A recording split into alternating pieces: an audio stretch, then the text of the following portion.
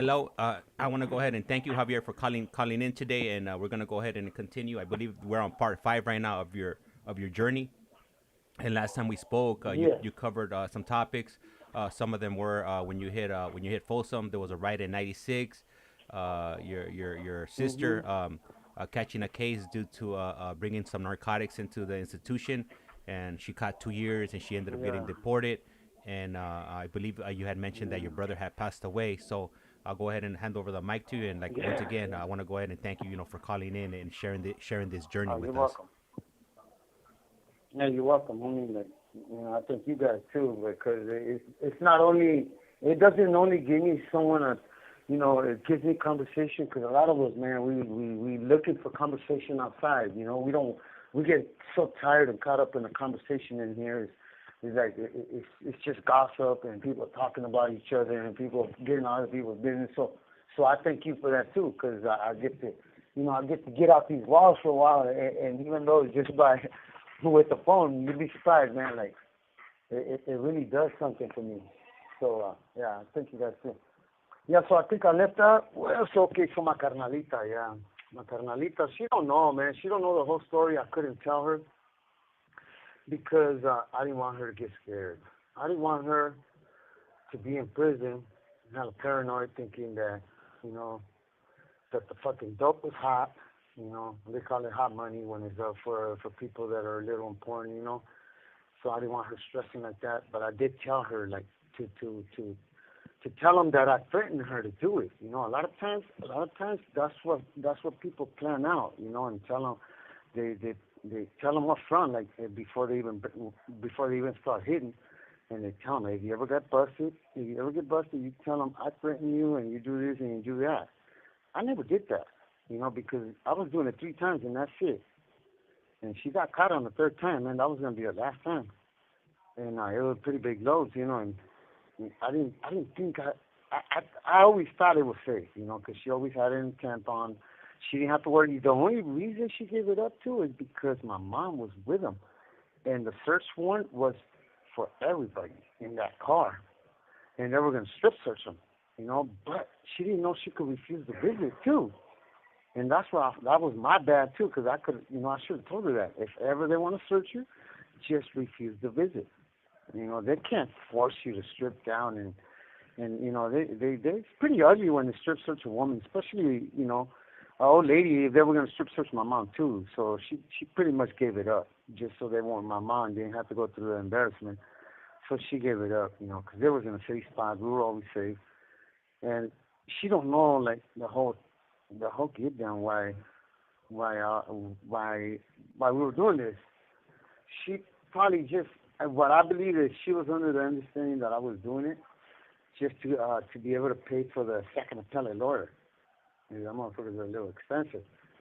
And my Grammy wasn't helping me no more. His mom wasn't helping me no more. And I was running low. I was running low on money. And man, I couldn't find no other route. And I told her, I told her, hey, you know what? This is also going to help me, for my appeal. So my little sister, she loves me, so she of course she's going to help me to get me out. She wants to see me outside. She knows I'm not a violent person. She knows I'm only violent when I'm in the corner, or whenever I feel a threat, or when they threaten me.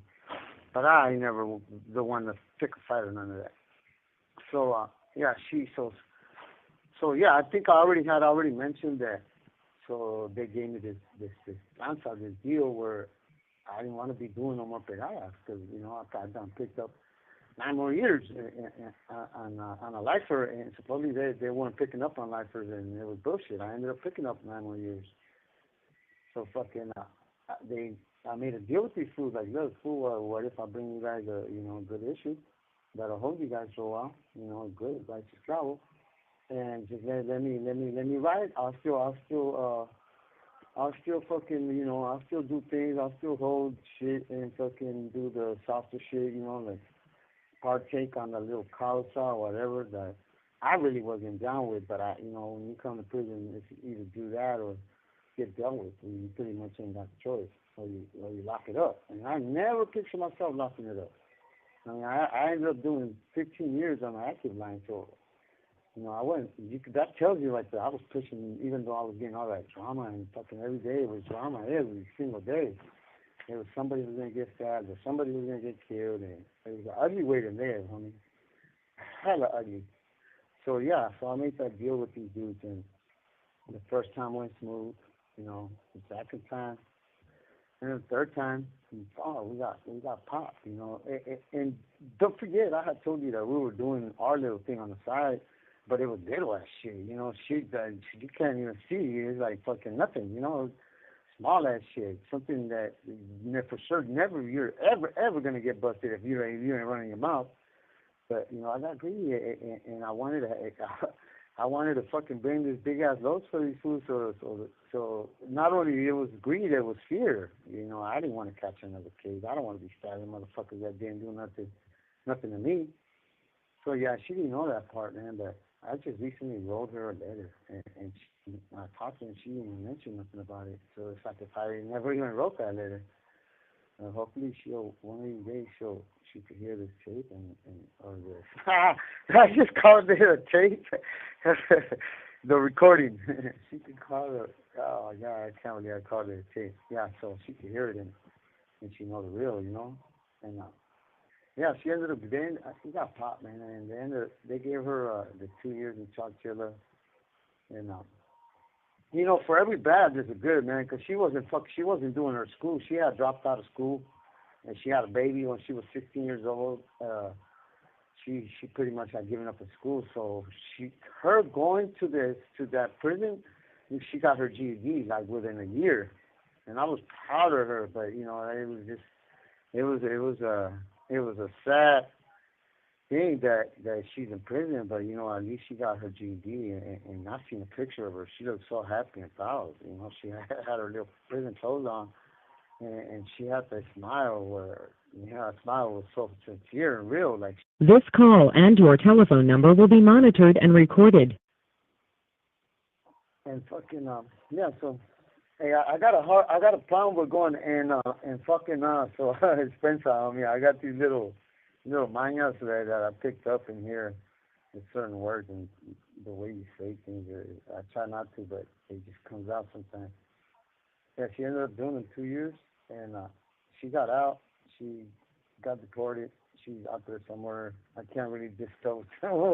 I can't, you know what I mean? But she's out there, and she's doing good, you know. But she's still hurt by that, man, because in her head, in her mind, she's thinking, I didn't care. Like, I had her doing that, and you're my sister, I'm your brother, I would have done it for you. So pretty much that's how she says it. She goes, man, the only reason I was fucking with you, and the only reason I still talk to you, is because I'm obligated by blood. You know, you're my blood. You know, it's a moral obligation that I look out for my brothers. But all you guys valen. She straight out said, todos mis, we could cuss, right? He said, todos mis carnales valen verga. Straight up, like that. And to hear that word coming from my little baby sister, man, that shit hurt, homie. It hurt, and I ain't lying. That time I really did cry, dog, because, man, that spoke volumes for her to blur out that word and say that, you know, we're all garbage, basically. And she's going through something for sure, man, because I asked my older sister, and she's like, yeah, I think she had just broken up with her dude, and when you called, fuck, she took that shit out on you. But nah, I think she's got resentment towards the whole thing, man. Like, she really was looking to. You have 60 seconds remaining. She was gonna start going back. She was gonna go back to school, and I think take beauty salon classes or something like that, and take go to college and make a life for herself and have a house and a car and be here legally. You know what I mean? And it didn't go down like that, man. And that really like hindered the abilities for her to even just travel and move around like a regular person, man. You could only imagine, you know. The first time she ever got in trouble, man, like ever got arrested for everything, and these dudes broke her off 2 years. 2 years because she would not give up information. So, man, I was like, damn, little sis, like, I told you, all you have to do was tell them that I threatened you, you know? But, man, it's a sad thing. I think it's about to cut off. Yep. Yeah, it They is. said 60 seconds already. Yeah. Man, that was so fast, huh? I'm like, All right. So the call got cut off. I do see the two messages on here from Eliasman and Felipe. So for Eliasman, I'll go ahead and let him know that you said happy holidays, and for Felipe, I'll go ahead and I'll ask him the question as soon as as soon as he calls back. If this is the first time you're here, these calls are normally only last for 15 minutes, and after that they're automatically cut off. So he should be calling us back in the next few moments, and then we'll go ahead and continue, and he'll go ahead and go down or tell us about his life story. Um, and this would be the fifth part that we're currently on right now, and I'm sure it's going to be many more calls. This call is now being recorded. Link, you have a prepaid call from Javier YANEZ, an inmate at the Centinela State Prison, Centinela, California. This call and your telephone number will be monitored and recorded. You have a prepaid call. You will not be charged for this call. To accept this call, say or dial 5 now. Thank you for using Global Tel Link. Hello, Javier. Hello? All right, so Yes, sir. so right now, before you continue, I want to go ahead and read off a few messages I got for you here. So the first one's gonna be from Eliasman, and he's wishing you a happy holidays. Likewise. Likewise. And then we have Thank you, homeboy. then we have another we have a question from Felipe, and he's coming in from El Paso, Texas, and he's Uh-huh. his comment reads, "Good evening, Javier. Which of those people did you work for in Mexico? Saludos from El Paso, Texas." Hey, you know what? The people was like, it was, okay, you know what? Now that he mentioned that, I remember now what I was going to say.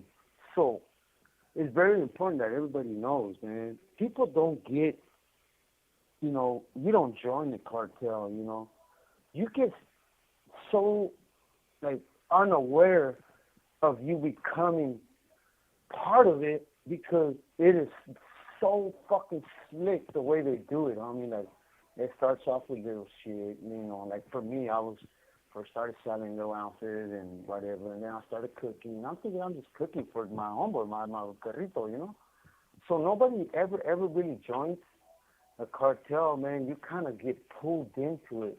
They got a way of not even letting you know till you already know too much, and you can't even leave them, because that's like an unwritten rule, Once you've seen too much and you know a lot, I dare you to leave, I dare you to, if they know your familia, and stuff. So you can't really, you can't even go to a party by yourself, So yeah, I didn't never joined it. I got sucked into it, and it was, them fools are dead. Most of that cartel is pretty much done. In fact, the sisters are running it now, and the Arianos, part of the little Ariano brothers. It didn't last too long, but yeah, it's a Tijuana cartel. The fucking Tijuana cartel with the Ariano brothers. They ended up killing two of them, and one of them got busted, and then he got out, and he didn't want to do shit, so the sisters took that over, and they're running amok right now. But yeah, man, so I thought I'd get that out there, like, it doesn't work that way. Like, you don't go and join, it's not like joining a gang. If you're in the business of selling drugs, you got to be careful how big you start to get and who you really working with. And accidentally, most people get involved. And it's a sad thing, man, and believe me, the minute I really knew that it was big is once old boy's brother got killed, And all we did for like 3 months on my last days in the streets, like my last 3 months, was just go on missions, man, and it was ugly. It was ugly because I felt sorry for people, man. I didn't, but yeah. So hopefully that gives them the I'm pretty sure give them the answer. And But and it's pretty safe to say everything I said. You know, it's pretty legit. Obviously, I'm still alive. I didn't tell nobody. Everything's clean. So yeah, hopefully that answers it. What were you gonna say? and then and we have one more we have one more question from our lice man. A lice man is asking, Okay. how big was the clavo that was coming in through your sister? At 10 pounds big, so yeah, she would empty out the little parachute from the tampon and change it with. So I must say maybe 1, 2, 3, like 4 pedazos. So it was a good wow, man. It was like that makes you in prison easily makes you at least. Oh man, I can't do the math, but it's easily makes you at least 40, 50 G's. Easy, and that's by looking out still for giving some away for free. But yeah, it was pretty big, man. And my little sister, man, pobrecita, but I remember, now that he mentioned that, I remember my older sister telling my little sister, I'm not going to do that, because the last one was hella big. And my little sister's like, she just had a baby, so she took it like a G, Like, I could get that shit. But, yeah, hopefully that answers that one right there.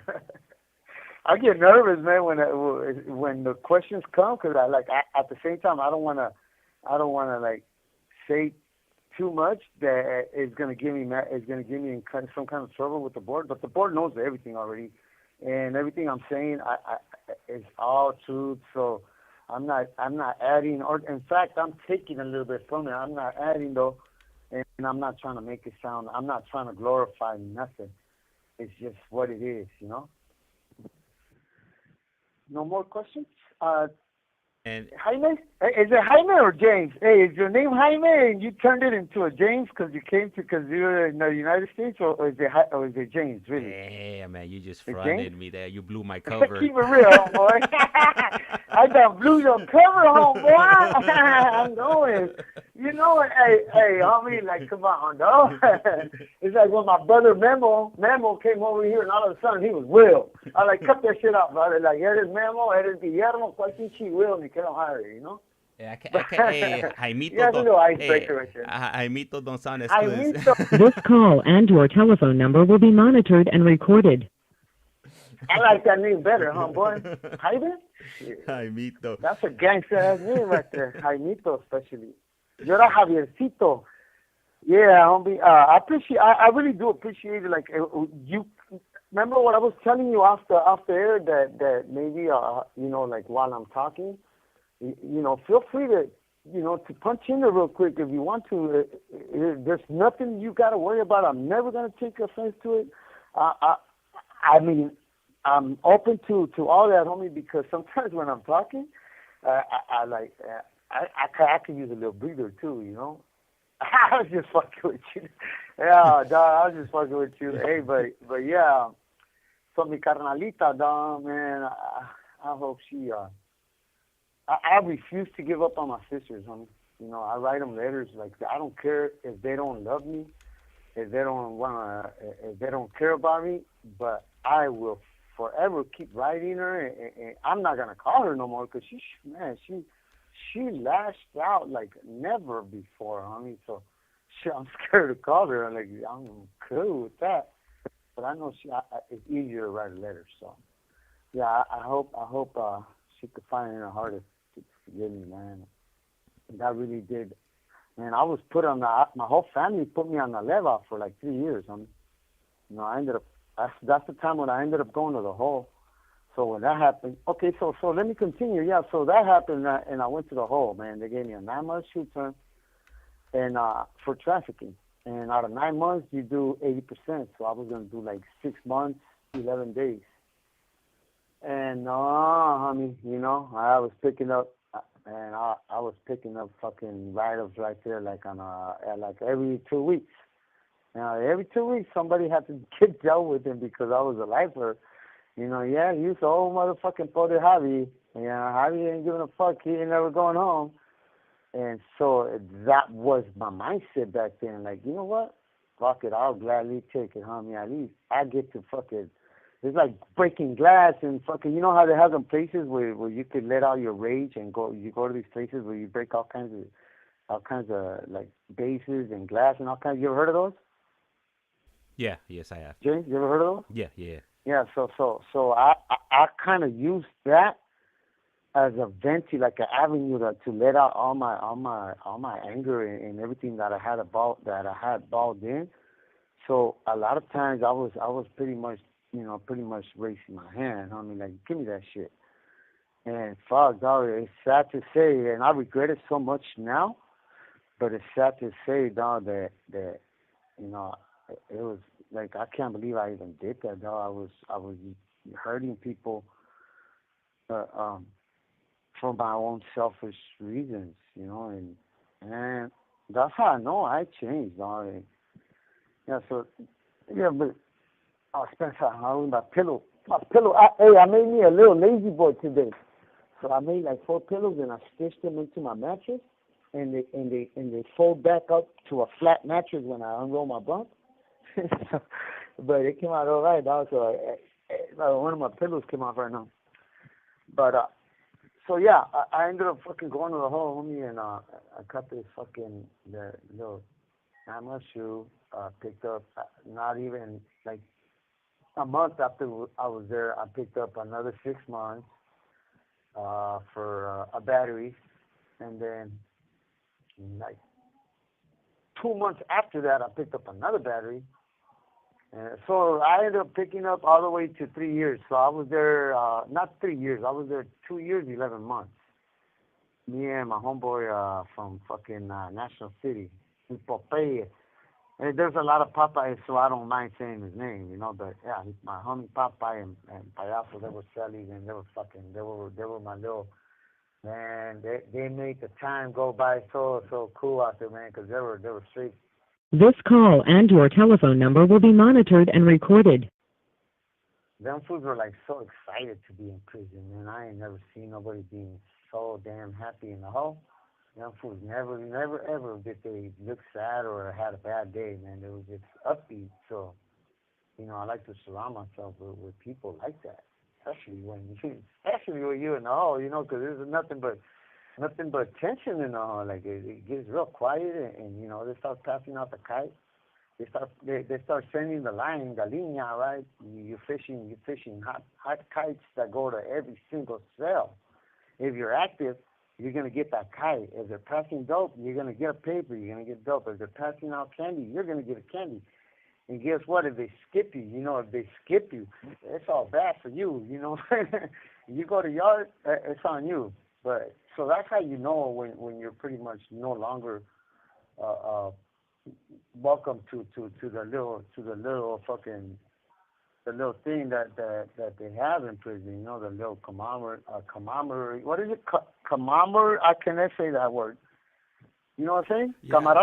Yeah. Camaraderie. I know what you're Yeah, so it's like a little band of people that stick together. You don't necessarily have to be like into the politic name of it, but you're just a sureño. You're just from the South, and you're in prison doing time, and you're helping the dudes that are in organized a little bit, and so everybody's doing their part, and it's sad because we're the ones, pretty much the ones that make them all the money and shit. And so yeah, so I'm there, homie. I'm there. Fucking, I'm so stressed out. I'm not getting no mail from nobody. My mom, only my mom, but my mom was the only one writing me. My older sister wrote me maybe twice. My dad, he can't write. He ain't never been able to write. My dad's straight analfabeto, illiterate.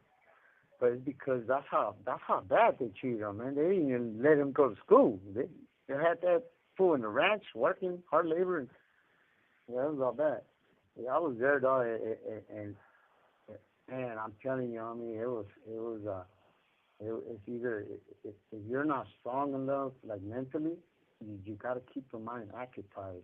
You got to draw, you got to play chess, you got to spin line. I spend most of my time spinning line, fishing lines, because the cops will, the cops catch you fishing, they take your fishing line, and so you got to make another fishing line, and you could only have two boxers. If you tear up your boxers, pretty much you're asked out. You gotta like bum from somebody or convince a hoodie. So most of the time, at the time, I wasn't that good at drawing, so I would spin line. I ended up becoming so good at that, and in fact, I ended up making a hustle out of it. I was selling a fishing line for a tub of coffee. Back there, they give it little cups, like little cardboard cups with the lid.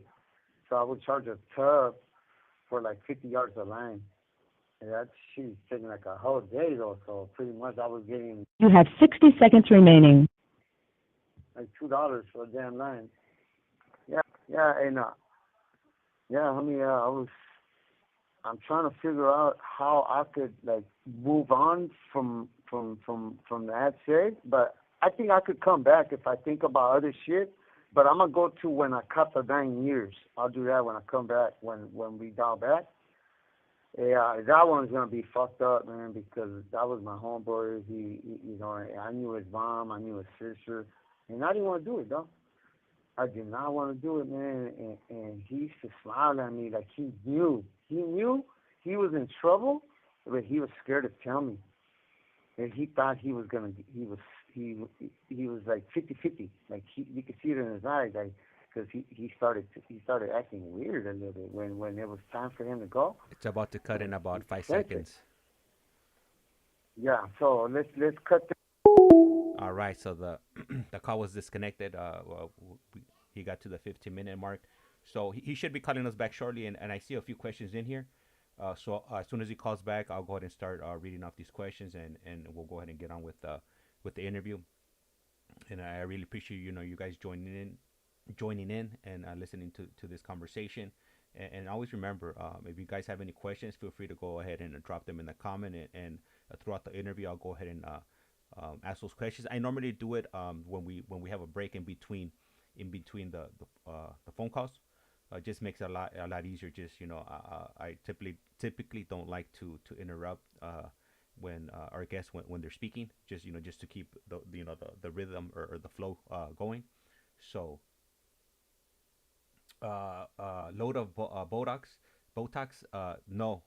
Here in the I can't speak for the whole U.S., but in California, no, tobacco is not allowed. This call is now being recorded. You have a prepaid call from Javier YANEZ, an inmate at the Centinela State Prison, Centinela, California. This call and your telephone number will be monitored and recorded. You have a prepaid call. You will not be charged for this call. To accept this call, say or dial 5 now. Thank you for using Global Tel Link. Hello, Javier.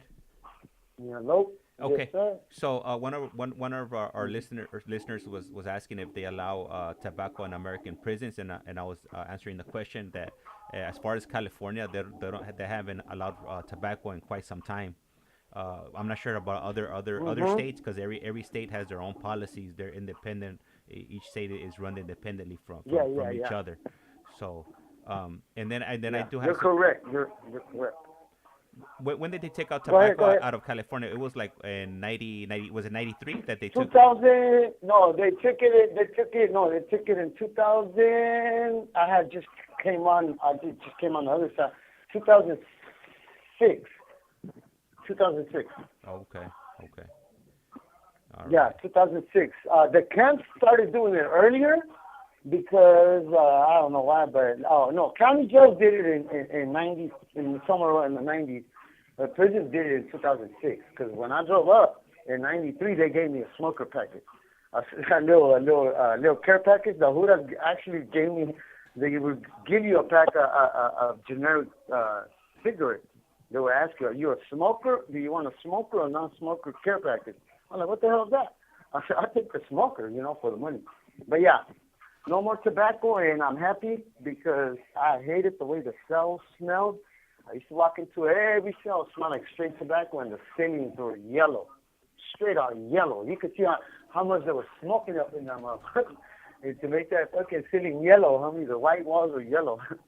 Hey Javier, let me ask But you, it's gone, man. I'm was glad. it the GPCs that Yeah. they would give you? GP. Yeah, the, the, yeah, yes, sir. That's crazy. You know that, and you ain't even a smoker. I know somebody that is a smoker, and I've been on her ass about the damn smoking, but I don't get it, man. I don't get it. My dad quit. My dad smoked for like 40 years, and he quit. He going on 30 years, 30, no, almost, yeah, like 35 years not smoking. So you could do it. My dad did it on like cold turkey. But yeah, it was GPC on the little hey, white box and those are shit. the gangster packing And, cigarettes. yeah. Hey, I remember, man, like, growing up, I never really liked smoking, but, you try to look cool. So when you're hanging out in the parque and you're just little jainitas, you're like 12, 13 years old with your little dickies all the way up to your belly button and shit, and all creased up with your little fucking, with your little Chuck Taylors and your fucking jersey, and the jainitas are right there, and you're trying to look like you're a grown man and shit. I remember I used to take a hit and I didn't know how to inhale that shit, and I used to cough, man, and it was so embarrassing. And they would clown me. They're like, "Hey, fool, just quit. You can't do it." Oh man, my little brother was doing it, so I was like, "Oh hell no!" Like, my little brother was like 2 years younger than me, and that fool was smoking like a fucking old man, and he was embarrassing me, man. But yeah, I never really liked that shit. Hey, hold on, and I got another. Yeah, no, hey, I, go ahead, I, go ahead. I want to read out some of these comments here. So we had a comment earlier on from Felipe, Yeah. and he put, "Hey Javier, Uh-huh. you are a great speaker. You keep the audience engaged. Best of luck at the board." And then he also put Wow. that I too was lacking talking skills, but then I became an Uh-huh. inspector and got pretty good at talking with the public. Hell yeah. Proud of you, man. Even though I don't know you, I know the feeling because I'm proud of myself. I thought I wasn't going to be able to do this. This call and your telephone number will be monitored and recorded. I do anger management. I do domestic violence groups, and I still can't talk. Like when they go in a circle, everybody has to say something. I just tap on my neighbor, my homeboy Lonzo, and he does it. I write it on a piece of paper, and he says my part. And they all laugh at me like, "Fucking hell, man! Like when you're in day room, you're fucking hella loud, clowning everybody, and then you get in a little group and you can't talk." But yeah, this is kind of helping me, and yeah, homie, yeah. I really am proud of myself. I didn't think I was gonna be able to do it. I knew you could do it. You came highly recommended, and yeah, that Yeah. they said that man, like once you get going, then man, it's hard to stop you. So I was like, yeah, Oh, okay. I was. I get it. Yeah, I know where it's coming from. Yeah, the old boy, your boy, yeah, he was ironing, right?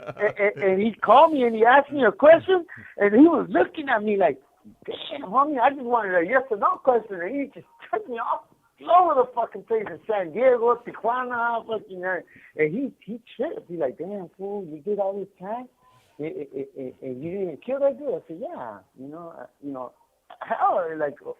Everybody wants to say they did it to look cool, most people end up lying and just so they could, they're telling more stories than they're fucking lying that they killed this, they did that, because they think people say, "Oh, this motherfucker right here is straight killer, trucha," But I'm not, I'm like, nah, man, I didn't do that shit, and pretty much fucking, I just couldn't, I couldn't say shit, I was in the cross. I mean, I make sure my family was not going to get hurt.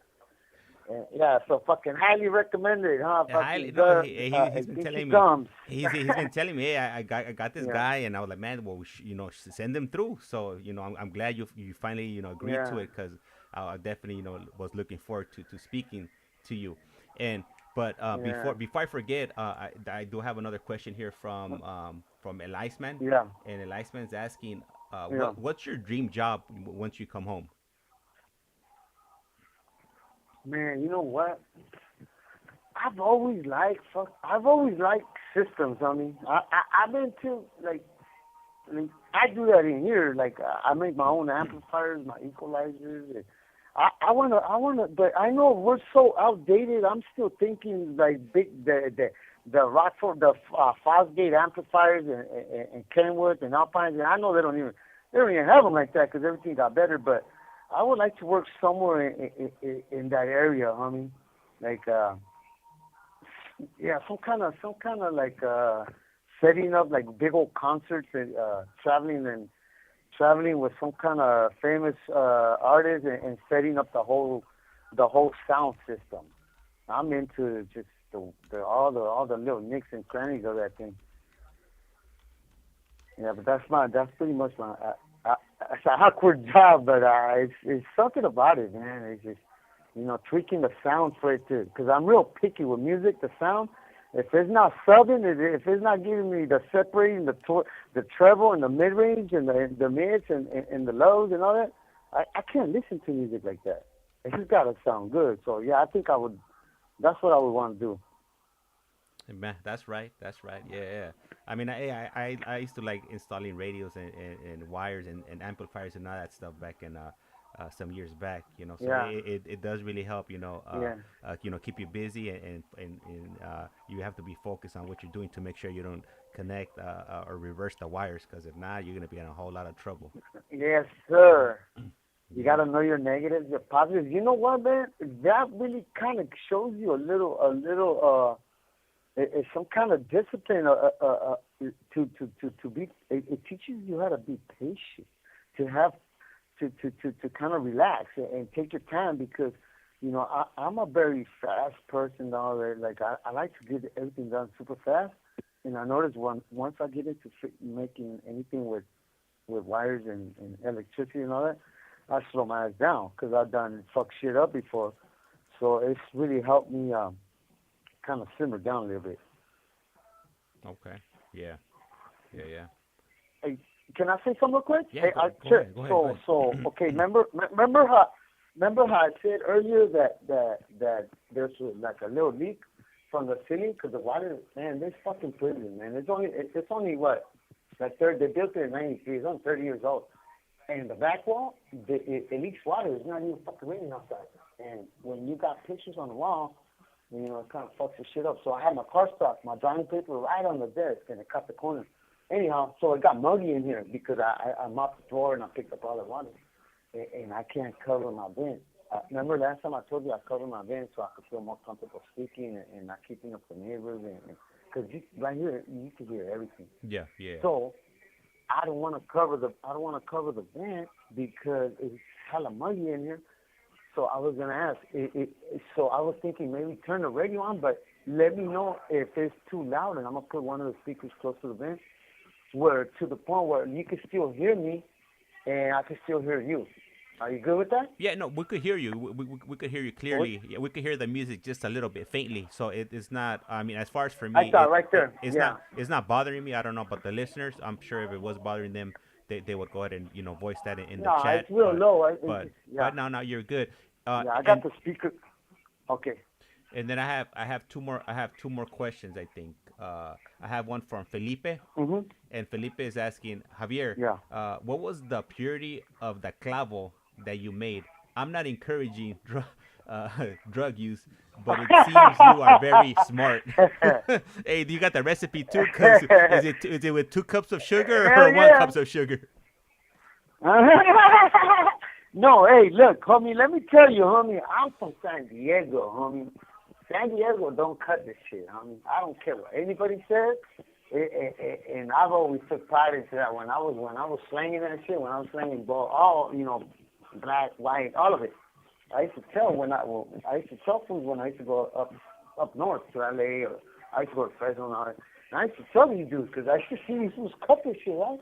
And I'm like, damn, like these fools will make out of one pedazo, they'll make, out of 1 ounce, they could make like almost 2 or 3 ounces. I used to look at them and like, man, that's some cold shit. Like, these fools are fucking just getting all these tecatos strung out. And no wonder they're not getting high no more, they're just getting well. You ever heard of these, you know how a lot of fools that do drugs, that they're so strung out that they don't even get high no more. They just get well. Yeah, yeah. Well, that's because they cut this shit when they move it up north. They cut it so much, you know. So down here in San Diego, homie, you don't hardly ever find, because we're so close to the border. And, you know, you go over there and you could go over there and keister an ounce or two and bring it back, not even worry about getting busted. And you could buy an ounce over there in Tijuana for like, you know, $150, you know, $200. Over here, that shit is like fucking 1,500 to 900. So a lot of fools use that hustle, man, and they never get caught because they know to do it like a little bit at a time, and they're their own boss. They don't work for nobody. But yeah, I want to say it was at least, you know, 90, 80, 90% maybe. I didn't test it, but I want to say it was pretty clear. And thank you for answering that, Javier, and not giving us the recipe. I think it's better like that.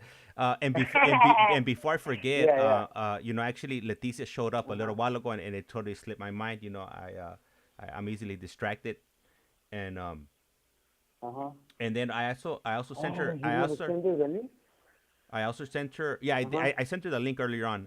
Like after we spoke before we went live. Yeah. So when she jumped on, she dropped a message in here, and I also just sent her a text, because Felipe is asking about your artwork. He wants to see your artwork. So I know I said I was gonna text your prima. I didn't end up doing it, but I went ahead and sent a message to Leticia. So. I like that though. You know what? We're none of us. You know what? I'm gonna tell you, like, I have never ever took offense to like people not coming through for me, because I do that sometimes. So if I do it sometimes, I believe I should never get mad when somebody does it to me. You know what I'm saying? So yeah, and I'm fine with that. You know, my homegirl Leti también. She said she called my prima, and my prima didn't respond. So I'm kind of like, man, prima, if you're listening, I'm gonna whoop your ass. But yeah, I'm surprised because I'm trying to get all my best. That's probably my best artwork, homie, and I'm trying to bring all my best pieces, and maybe You have 60 seconds remaining. put in a couple pictures in it, and you know, so people could see. And man, homie, I sure do hope she didn't lose them or what, but they were on her phone, so I don't see how you could lose them. But yeah. This call and your telephone number will be monitored and recorded. And we have about 30 seconds before the call is cut off. But Felipe is asking about your artwork because he says he likes drawings of wolves, and he's asking if you've ever heard of an artist named Manu, Manu. Manu? Oh, you know what? Yeah, but does he? You know what? If he works, I believe I don't know if he draws in ink. I think I recall Manu, but he draws in pastels or color pencils. I'm not sure. Yeah, I'm gonna be honest, man. I heard the name, but I'm not. All right. The call was cut off, so he should be calling us back shortly, and then we'll go ahead and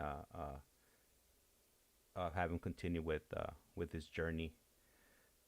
It's definitely getting interesting, and like I said, I mean he's been down for a little bit over 30 years, so I'm sure he's seen the change, you know, from the early 90s up until now. And earlier on in the conversation or him speaking, he mentioned that he was on the main line for 15. So he's done 15. He did 15 years in the main line, and then he's been another 15 on the other side, which would be either the 50-50 yard or the SNY or non-designated or whatever they call those yards now.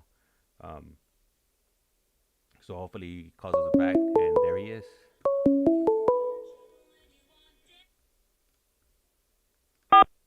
This call is now being recorded. You have a prepaid call from Javier YANEZ, an inmate at the Centinela State Prison, Centinela, California. This call and your telephone number will be monitored and recorded. You have a prepaid call. You will not be charged for this call. To accept this call, say or dial 5 now. Thank you for using Global Tel Link. Hello? Hello, Javier. Yes, sir. All right, so I'll go ahead and hand off the mic to you, and then let you continue on your journey, or finish up answering that question that Felipe was asking about the artwork. Oh, yeah. But the artwork. Okay, so, yeah, man, I've come across so many names and so many artists, and it rings a bell, but I'm not sure if he draws, because I'm pretty good with pretty much everything except brushes, like paint brushes. But man, I had stopped doing like real nice pieces because there was nowhere for me to really. I didn't have that someone out there like my sisters, my brothers, to put it out there, or to really appreciate my work, man. So I would just I would just keep like all my good top best drawings. I just always kept them like in my house, put them on my wall for me. But every time somebody would ask to see it, and they would express how much they like it. And then guess what I would do, dog? Like, I would feel so good about that because it was an instant satisfaction that he really liked it so much, so I would give it to him. And I would just, now that I don't have those pieces, you don't know how much I regret it because it was like my work that I got. There was pieces of artwork that I did easily over maybe 100 hours on them, and that was like my best powder shade with the tip of a pen. And I mean, it was so detailed. And I would tell myself when I had those drawings that I was never gonna get rid of them. But every time, man, I got soft and gave it away. But yeah, I can't wait to show you, man. I'm putting something together right now. This call and your telephone number will be monitored and recorded. I'm doing a portrait of Letty's daughter. I already did one, but I'm doing another one. Man, I can't wait for you to see this baby, dog. You're not going to believe it. This little baby girl is so beautiful, man. She's got like little slanted eyes. Parece como like, she looks like a little rockabilly because she got a big bow on her head. But yeah, hopefully, man, I get a hold of all my drawings so I can put them out there and show your viewers. And I'm really easy to work with, dog. Like, a lot of the drawings I've done, like in the past, like birthday cards for people, now I've done it for free just because they told me how much they like my work. And I got on the other hand, a bunch of fools telling me how dumb I am for giving it away for free, But that's who I am. I'm very content with very little. My whole prison term, I've always been like that because you live much happier. But once you get so used to having and wanting more and more, and there's people in here that go to the store every single month and they're hella miserable. So they don't have no joy. So I have my joy. That's my passion, trying. Maybe I should have made that my dream job, huh? But like, man, that drawing is so out. It's just outdated out there in the streets. Where everybody uses airbrushes and computers now. That me drawing with the pen, I can't make a living with that, But yeah, hopefully that answered them up pretty good. What do you think? That was a long answer, huh? Nah, you're good. You're good. And then right now that right now that you were speaking, Leticia actually dropped a message. She said she's on it, so she's gonna get that. She's gonna definitely get that into my hands, and then I could go and share it with you guys, and hopefully we could make something happen, and possibly get you some buyers. Yeah, I went and looked everywhere, man. I had my mom calling like old numbers of, like, I'm trying to remember. I drew a 1957 Chevy, homie, with Prismacolors. Prismacolors are like the top of the line, best color. Each pencil costs $1.20 or $1.50. And man, homie, this fucking 1957 Chevy, it was like an off gold, like a gold tone metallic color. And it was so detailed on me. I had it on my back wall in Lancaster when I was in Lancaster. And everybody used to ask me, I never gave it. I said, I'm going to keep this one for life because I loved it that much, But, an artist is his own critic. And for me there was none to criticize that drawing about. So, but I did. I ended up breaking it. I got soft and I ended up giving it to a little homie, a little youngster. And he actually, man, I think, and now that I think about it, I think he just worked me. He knew he could just, because he was being so cool for like maybe 6 months, man, when he fucking dropped the class. He's like, come on, man, you have it, man.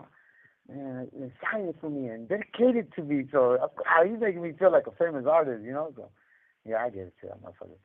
I regret it. I was trying to get his number so my mom could get it. And you wouldn't believe how detailed that motherfucker was. And it was big, homie. It was fucking humongous. It filled almost the whole back wall.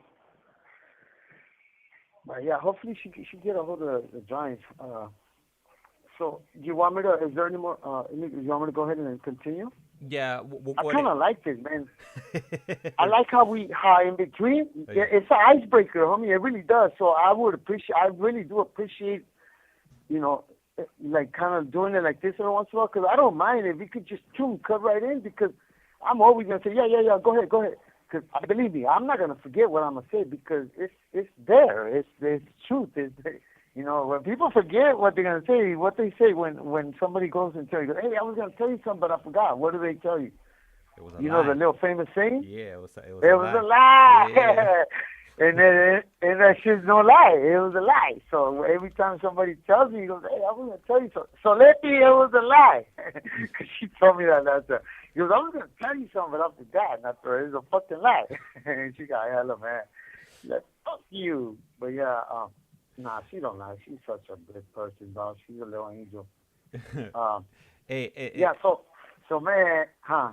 What happened? Eliasman put a comment on here for you. Said Javi is the real life MacGyver. Hey, look it, homie. Let me get to the point. Look it. I'm gonna fast forward a little bit, because I'm gonna tell you, and I don't care what anybody says. I invented so much shit that is now normal in prison, homie. I'm gonna start. Look, I'm gonna tell you a real quick one, and I appreciate that he says that, because I'm known everywhere I go. Everybody knows I could fix anything. I can make it. I make it happen, homie. They bring me tablets from different buildings, it's that serious. So I in 1995, when I got that TV from Puerto Rican, I was on the top bunk. Remember I told you the cells were so big, and I couldn't reach to change the damn channel. So we would roll these little sticks with paper, with the newspaper, and you just reach over and you gotta aim to the buns and try to, and hope the buns were little, the big bubble TV. And sometimes, man, I'll be in there with the damn stick and trying to change the channel, and my arm would start hurting, like, damn, I would have to take breaks. So I would rest a little bit, and I got to change that channel. And I said, hell no, this shit is not going to work for me. So I brought that motherfucking TV down. I opened that motherfucker up, and I've been fucking with electronics since I was like 7 or 10 years old. So I opened that motherfucker up, dog, and I know my negatives, my positives. I know what's hot. I know what's cold. I know what to touch, what I cannot touch. And I followed the button, homie. And I seen the concept and the whole trigger that makes that button, why it changes the channel. And all of it is contact. And you touch two wires together. So a button is two pieces of plate, the little metal plates, and when you press it, it touches it, and it shoots the command to change the channel. So I put an extra earphone jack on my TV, and I got a headphone extension cord, and I ran that I got 2 extension cords, and I ran it all to the wall, and I connected, I followed the wire to the button, and I hooked it up to the earphone jack, and I drilled the hole in my TV, and I put the jack on it.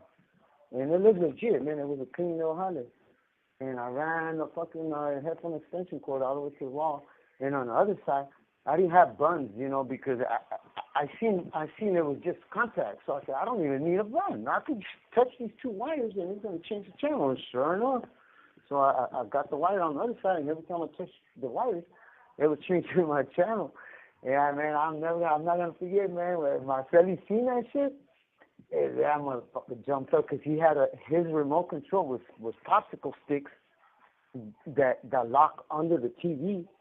And you pull on string, and when you pull the string, the popsicle sticks, they kind of curve, and they're like an L shape, and it presses down on the buttons. And I didn't like that shit either. I said, I'm not gonna be pulling no motherfucking shoes. I was scared to drop the fucking TV from the top locker. So yeah, that's not gonna happen either. And he seen what I did, and that fool fucking got up and like, hey, homie, por favor, homie. Cause that fool used to get outside and goes, I'll hook you up the baddest fucking, I'm a tattoo on you anyways, hook up my shit, please, ASAP. And yeah, so I ended up doing his shit too, and boom, it was all over the yard. And it's like, sure enough, that was like when I started hustling, I started doing remote controls I started hooking up the remote control hookup for the TVs, and everybody, I mean, who doesn't want that? Because when you buy a TV, we're not allowed to have the remote controls, because supposedly it sets off the alarms that these cops carry. So yeah, I just thought I'd throw that in there, and man, when I tell you all my other inventions done, you're gonna say like, man, and I'm so proud. That's what drives me. You know what I mean? Like, I low key steadily think about making new shit, you know, and inventing shit that it's actually out there, you know, but it's not in prison because we're not allowed to have certain things, but you could figure out a way to make it. But yeah, man, I mean, shit brought back memories. Oh yeah, I didn't even have to get money. Like I was so good, dog. Like when I was in New Folsom, I was good. I was charging like $50 a pop. So I was bringing in a lot of stores to the house, and you know, we're living in it pretty good. That's right. That's right. Yeah. So, Hey, that was Iceman that asked that question, huh? I yeah, appreciate that, man. I really do, yeah. man. I'm glad. I wonder how he figured out the MacGyver thing, but because I wasn't really had said nothing about like shit that I done, but man, he caught it. So yeah, I give him that. Hey, maybe he made some phone calls, you know, maybe to his connects, you know, because you know he's been Oh upstate man, before, wait till we back get in to the the '70s and '80s. So yeah. Hey, wait till I get to the safe, my boy. Hey, I hooked up a safe, and we had it for 3 years. We'll get there. And that was right there. I mean, that shit came out. Yeah, that shit was crazy, but that shit made me get money too. Uh, what was I though? Like I forgot really. I was with my carnala still, huh? Was I? no, I think you had already I had already went past it. Okay, yeah. so I went into I went into This call and your telephone number will be monitored and recorded. so my homeboy that had to get dealt with when I picked up the 9 years. That's what That's I right. thought. Yeah, yeah. You were saying that he was So you yeah. could see the fear in his eye, but he didn't want to say nothing. Yeah, man, and fear comes in different how can you say facial expressions, man. You would think fear in prison you can show your regular fear face like you can in the streets, you know.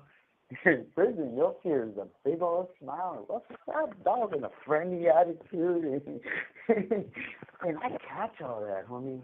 I catch all that because, man, a motherfucker in here cannot lie to me, dog. I'll be calling a bunch of fools.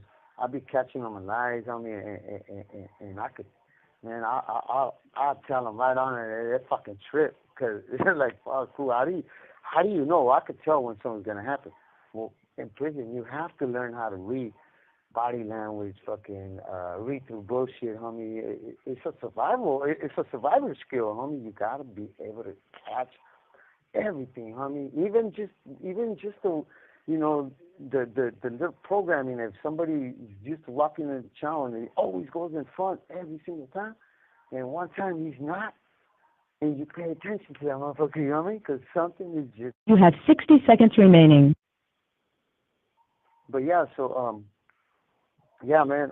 So my homeboy was like, I could see it, and I felt bad for him, man, because they wanted him dead, homie. Like they wanted that fool gone, and I was like, man, no, man, like why it gotta be me? Well, when somebody's gotta get dealt with first, then look for somebody from San Diego. If he's from San Diego, because I was from San Diego, so they find somebody from San Diego. After they find somebody from San Diego, they look for somebody from his hood, and it's got to be somebody from his hood. And so, you know, unfortunately, there was nobody from his hood. And here they come to me, and my neighbor that drove up right there. He was important, man. On my left, and then And, I got another neighbor. you're down to And he five. drove. You're down to 5 seconds. So if you want to go ahead Okay. and give us a call back. Okay. All right. Thank you. That's wrong. All right. So Marlene. Yeah. So that is right. Yeah, he was gonna talk about the 9 years, and I think this was gonna cover that. I think he had they asked him. I guess they asked him, but they really weren't asking him to do it. So I think that's how he got that 9 years, because it had something to do with his friend there. But I don't know the story, and I don't want to make any assumptions. So we'll go ahead and let him tell the story, and then I'm sure he's gonna get into the 9 years, how he ended up getting that for doing a favor. I guess that's what you could call it. I'm not sure what you would, or putting in that work, I guess is what people call it, earning his stripes. So there he is.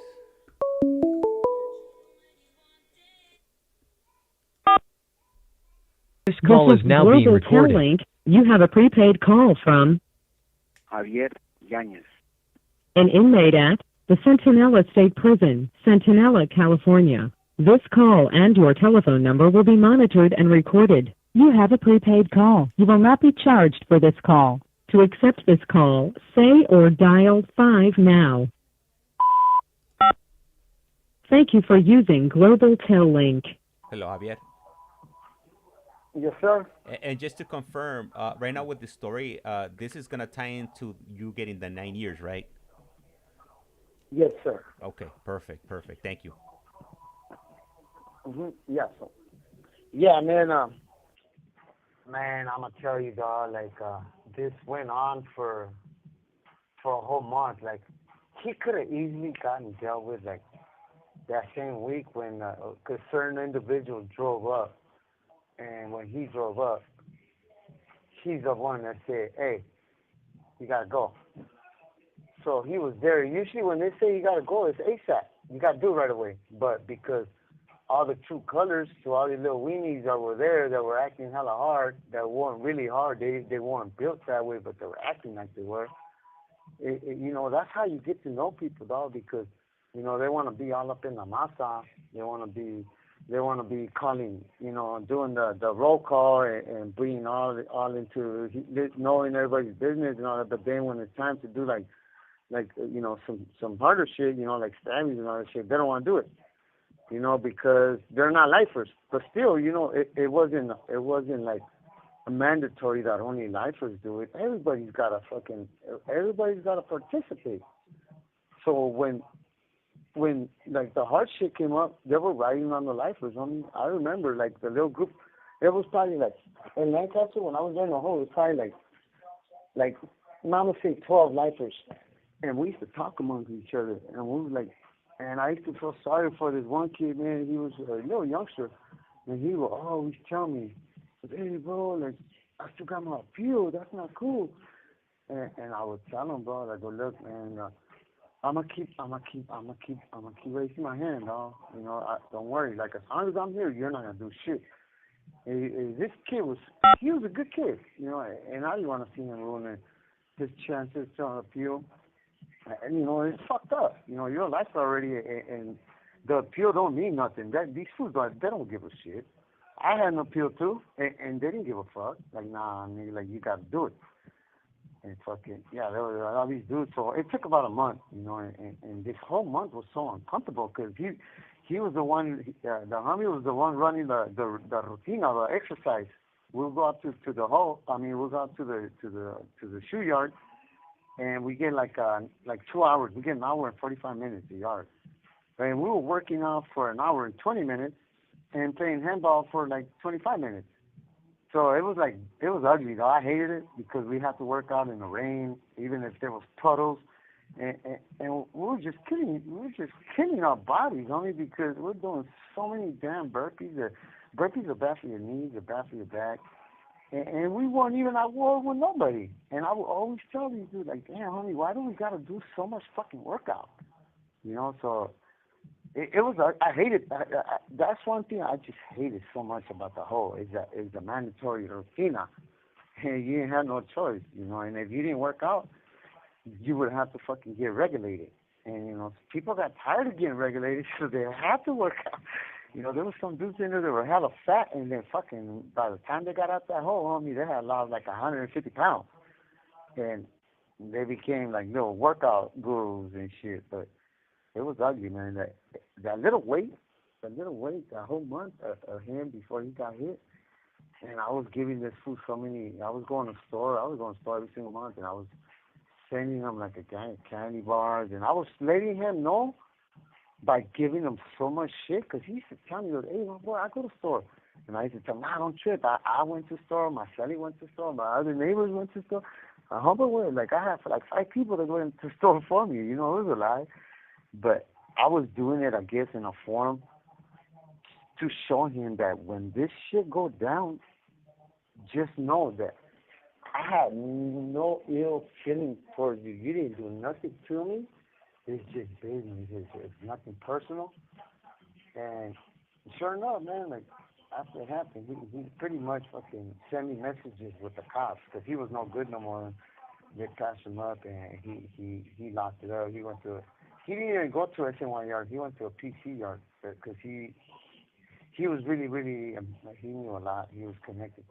Pretty, he was up there, And I guess what he did was real serious, and I don't know the rest of it. But yeah, man. So when that time came to get him, dog, it's like I remember, dog, the rutina. Remember I told you, when something's gonna happen when it gets quiet, when you're in the yard, and all of a sudden it gets too quiet. Someone's up. So now we're in the hole, and there's only, let me see, I want to say 28 of us. Sometimes it was like 40 of us when the hole was full, because they split the yards by groups, because they don't have enough. The yard's not that big to put like 50 people out there. It's a small ass little yard. It's just like the size of a half of a basketball court. That's how big it is. And sometimes they put up to like 50, 40 people in there. At that time, it was like about 28 of us. And we went from clowning and laughing, and then all of a sudden, everybody just skedaddled to the edge of the perimeter by the shower, because the homie jumped in the shower. And in the hole, that's when you pretty much you want to be on your toes when you jump in the shower, because that's usually where they get people. Because for one, you're barefooted, you're on your chanclas, you're probably hella slippery, so you probably won't be able to fight back. And yeah, sure enough, the cameras caught everything. They seen my part, homie. My part was not the vicious, the actual doing of the stabbing, but because I was part of that little huddle. This call and your telephone number will be monitored and recorded. I was part of the little huddle, and I did the beating, because that was back then. It was 1 slashes, 2 smashes. So 1 does the stabbing and 2 smash on them. And but this one, it was 4 of us that was smashing on him. And I could remember him yelling at me like, Javi, cámala, Javi, cámala. And I couldn't.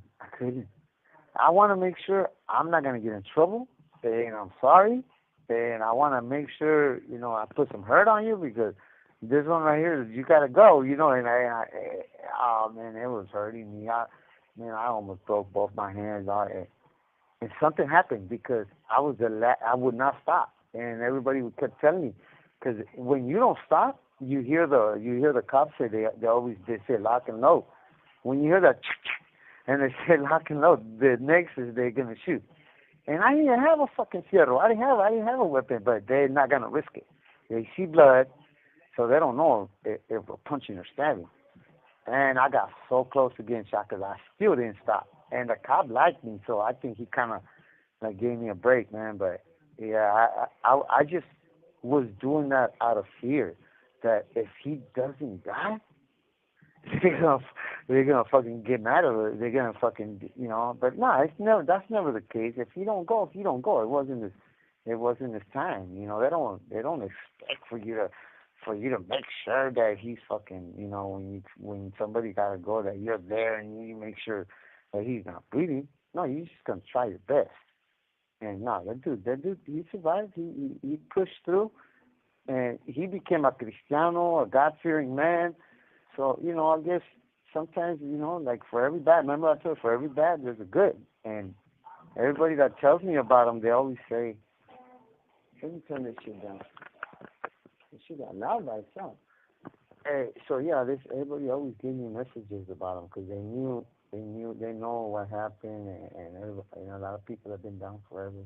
They know the story, and they know that he's my homeboy.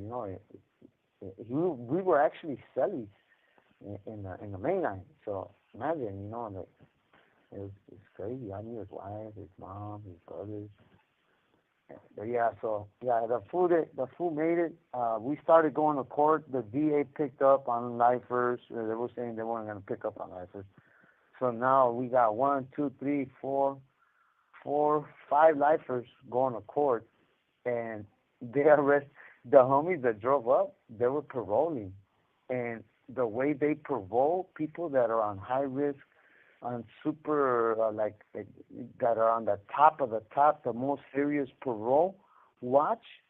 They don't parole that when they come out the shoe, because these dudes they do all their time in the shoe. They do not hit main lines. They're red line. Anybody that's hot, that's into deep politics and they're validated, they do not hit the main lines. Now they do, but back then they didn't. So they went there to parole and called that shot. Not hoping that Capone or the homie was gonna hold his mug and he wasn't gonna say shit. But he sang like a canary, like he gave it all up. So when these homies paroled, they rearrested them, and we were all going to trial together. And I hated that part because I wanted nothing to do. I did not want to go into a city trial with these dudes because I was not part of none of that. I was just a regular sureñito, paisa sureño. I was born in Guadalajara, but I was from a southern neighborhood in San Diego. Everybody in my neighborhood, mostly paisas, kind of like straight grasa, I didn't want none of that little fucking label of being, involved in any kind of organized or any groups. I just never liked it, homie. It was something about it I just didn't, because I know the real. I know, and not only that, I felt that why am I gonna listen to another man, and I gotta follow his rules when I straight didn't listen to my mom, and I didn't listen to my dad. So I felt that was like some kind of betrayal. This call and your telephone number will be monitored and recorded. That here I was in prison, following every order from, and what my mom told me to do, I did, and I didn't listen to her. And that's why I'm in prison. So that was my reason. Like, I never want to be none of that. I never really did, and they wanted me to run a building and do that. I never wanted it. I said, I'm good, homie, I'm cool. I'll do something, but not that. I don't want to be that guy. Everybody wants to be that guy right here. I don't understand why.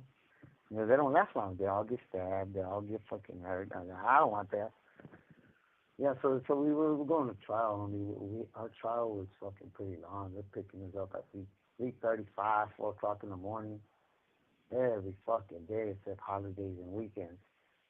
And it was cool because they took us outside the prison, and they put you on the van, and they got like a gang of cop cars. They got like 3 or 4 cop cars in front and 2 in back.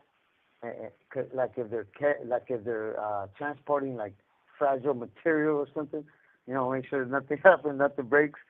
And hey man, we used to get fucking drunk. I remember I was drinking in a hole, something I never really thought I would do. So I started drinking in a hole, and we would fucking drink every day almost. And I had that making a pruno to the. I had it. I mastered it. Being in a hole, I mastered. I could make pruno. We had juice one day, and that shit was done the next day. And everybody was like, "How the fuck are you doing that?" And I had like 100-pound kicker.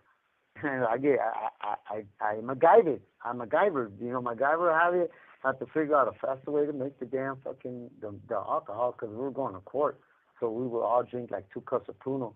We're going to court, hella buzz. I was like, fuck, it was so funny. My lawyer used to tell me, He was an Italian lawyer. He used to tell me, "Hey, are you drinking?" And I told him, "Hey, I brushed my teeth. You can smell it." And yeah, you can still smell it.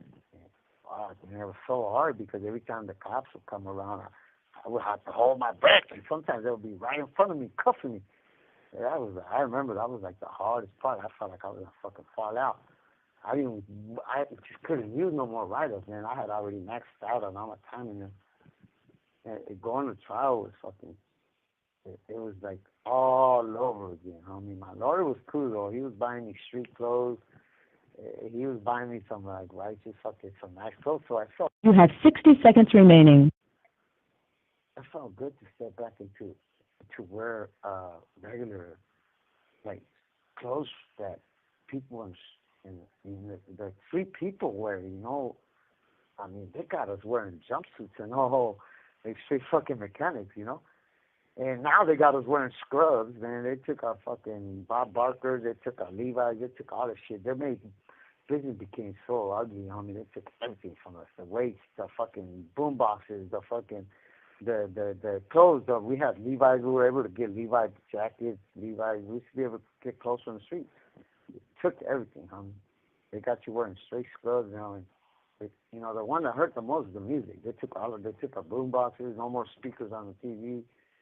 So having a speaker is like having fucking something out of this world in prison. Like a speaker is like gold. I mean, it's a hot item. 3 seconds. All right, the cog was disconnected. I was trying to give him the heads up before it was, but kind of difficult to cut in between the conversation. He should be calling us back shortly. And the chats, what I've been doing now with anybody that's been coming on the live streams, I've been taking the screenshots of them, and I'm sending them the chats via the Getting Out app, so they could actually see what you guys are typing, the questions in the comments and whatnot. So I know Javier, he really appreciates that whenever I do that to him, and he's been sharing it with the other guys, so definitely giving us good feedback on that.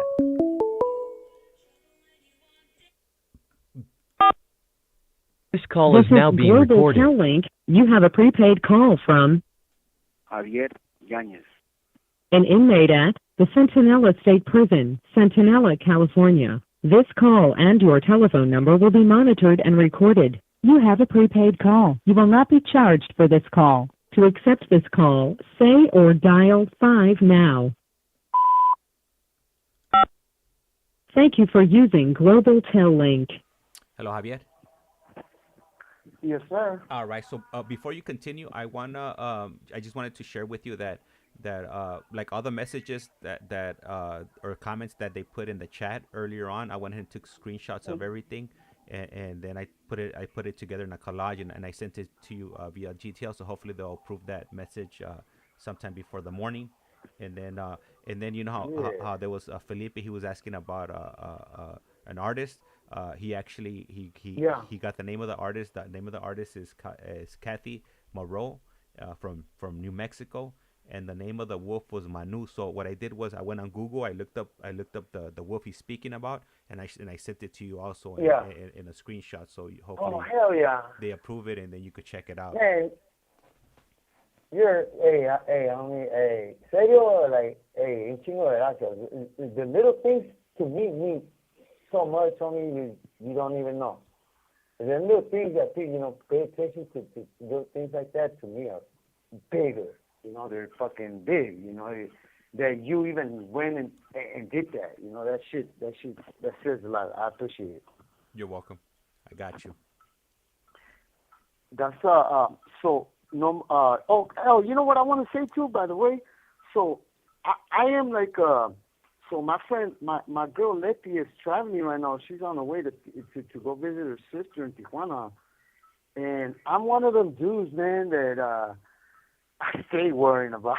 Like, I always tell my sisters when they're driving, hey, sis, be on your toes, man, Please be careful. Like, don't get distracted. Wear your seatbelt. Like, don't get too close to the cars. Always give yourself at least 50 or 20, 30 feet 20 yards from the car in front of you, because the braking, you'll be surprised how fast it is all of a sudden in front of you. Just be careful. And my sister's always telling me, relax, motherfucker. You tell me that shit every time, and I go, I can't help it, man. I think because I'm such a news junkie, you know, I'm watching the news all the time, and I see all. Remember I told you too, like, man, be careful out there. And you said you're like, I don't trip, man. I keep my head on a swivel.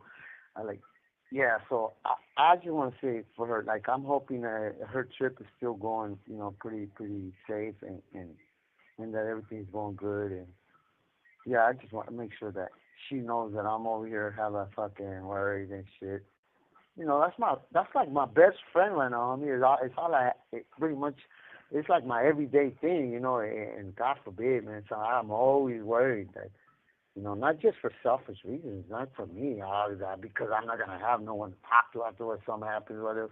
But you know, it's so much hurt, you know, when somebody gets hurt, other people hurt with you. So yeah, I hope she's driving pretty safe and, you know, getting there, getting close.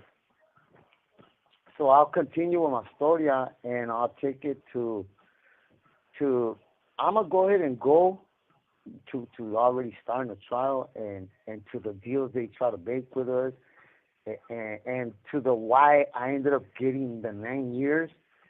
And oh my God, man, it was so stupid, dog, because the first deal was 2 years, right? And so they're giving everybody that did the punching, the hitting them, not the stabbing, the punching. They're giving us a break, homie. They're giving us 2 years, but because the homie that actually, because they caught it on video, they got it, it's recorded, and they know who did the actually the stabbing. So the dude that got caught, you know, that got him out of the shower, they noticed that there was blood already. This call and your telephone number will be monitored and recorded. So they're offering us 2 years, and they're offering him, I think, 9 years. Or no, he's 12 years. And he's like, fuck that, we're taking this shit to trial. And I'm telling him, my boy, serio? You're gonna make us get 9 years? Because you cannot do fucking, you know, come on, homie. Like, I wouldn't do that to you. You're the one that wanted to do this. In fact, he wanted to do this stabbing because I wanted to do it. And he's like, nah, fool. He just one of them dudes that want to, you know, he want to be tougher. He was bigger, and the homie that they got was big too. So it kind of made sense. And in a way, I was glad at the very last moment that I didn't have to do the actual stabbing. And so I tried to talk him out of it. Like, hey, no, they're offering us 2 years, and they're offering, I think, 12 or some shit like that. And he didn't want to take it, so we took it to the box. We took it to jury trial. And, oh man, that shit was fucking retarded. So yeah, they ended up finding us guilty. It's on camera, homie. They're gonna find you guilty. The jurors are not dumb. They see it on camera. It's on video. So they ended up breaking them off. I think somewhere upwards of 12 to 20 or something. I don't remember, but yeah. So they gave us 9, and they gave that fool like a difference of 6 years more than us or something like that. When at first they were offering us 2 and they were offering him less than that, less than half of that. And so I think he did it because he wanted to have that in his belt, that he went to trial with these other 2 important dudes that, you know, yeah, it made no sense because these dudes didn't even, the only thing they got found guilty was contributing to the delinquency of inmates or some shit like that, by verbal some shit like that, because the homie pretty much gave him up. Like he said that these dudes called it shot, but they don't have it on paper, so they couldn't really do much to them. But they did arrest them. All it was to show a little, to pump some fear into us and for people to get scared. Because if you do shit like that, they could involve you with these other dudes. And now everywhere you go, you're gonna be hot. You're not gonna be able to go nowhere. You're gonna be validated, and you never want that. But yeah, so that was that, man. I ended up catching 9 years, and it was nothing because I was a lifer. I'm never going home. You know, by that at that time, I already had like 165 points, and I had only been down. I had only been down like 6 years, I think. And, you know, and this motherfucker that been down 20 years only got like 100 points or 75 points. And yeah, so that I wasn't caring, you know. I wanted to put in as much work as possible, okay, because I knew I was gonna get old and I was gonna die in prison. So it's like putting, to me, I looked at it like putting money in the bank, but instead of money, you're putting in all these missions so people could hear about it. So when you become old and frail, and people won't dare fuck with you because you know they'll know that you're quick to pick up a fucking knife and stab them. You're not gonna be able to fight because you're hella old. So yeah, that was my mindset back then. You know, like man, fuck it, it's kind of fucked up. I'm gonna do shoot turns. I'm gonna go to the hole. But when I get old, they're not gonna fuck with me. You know, because you know, time is gonna, you know, always make you old, and I don't care how much you work out, you're gonna get old. You know, I fear getting old on me, man. So a lot of it has to do with that too. So yeah, I ended up picking up some fucking, and I went back to the hole. Was there for like after we went to trial. I was there. I think I left like 2 months after. They ended up sending me back to the line, and I was there for like about a month in Lancaster, and they sent me to Salinas. So I drive up to Salinas, and my luck trip out on this. So don't forget, I'm coming out of the hole. I just barely got out the hole. I drive up to Salinas, and they put me in an orientation building. And as soon as you get there, they pass out kites, and they tell you what's going on. The reglas, the bylaws, this is what's going on. He's got to go, he's got to go, he's got to go. They give you the name. Everybody's got to go, and it's on site. You know, no ifs or buts. You got to take flight on it. You see them? If it's a stabbing, if it's punching, whatever. Luckily, but it's my luck. I'm going to committee, homie. I'm there a week, and they pop my door open, and they say, YANEZ committee. You know, I'm getting out of orientation. I never seen it happen so fast. I was super happy. I was like, I thought we were going to be in orientation for a month. It takes a while. And there's this dude in there, and they gave me the list of all the dudes that are there. And my luck, homie, like as soon as they called my name, that dude, one of the dudes that was being escorted by the cops. And I started getting all the, because, you know, I'm the one that's out there, and he's out there right now, and I'm going to committee. They don't give a fuck. Yeah, I just got out the hole. They don't give a fuck. Oh, my fucking luck, homie. It just never stops for me, homie. So here, this was being escorted, and fuck, so I had to put hands on him, and man, I beat him vicious too, because I was mad. I was like, man, if I'm gonna put hands on this dude, and I'm gonna get in trouble regardless of how hard it's gonna be. This call and your telephone number will be monitored and recorded. So I did it ugly, homie. I did it ugly. They fucking beat the shit back then. The cops could hit you with the baton. Like they sprayed a whole fucking fire extinguisher. They used to carry fire extinguishers, a pepper spray. They fucking gave me a shower of pepper spray. I was fucking, I couldn't breathe. It was ugly, homie. And they were hitting me in the head with the baton, man. They busted me open. So they still took me to fucking committee. So what's the captain and the warden gonna say? You know, when you go to committee, it's to change the program, because the program, you're doing good, you just got out the hole, and we're gonna give you program again. I get there, I can't even see nothing. I could only hear.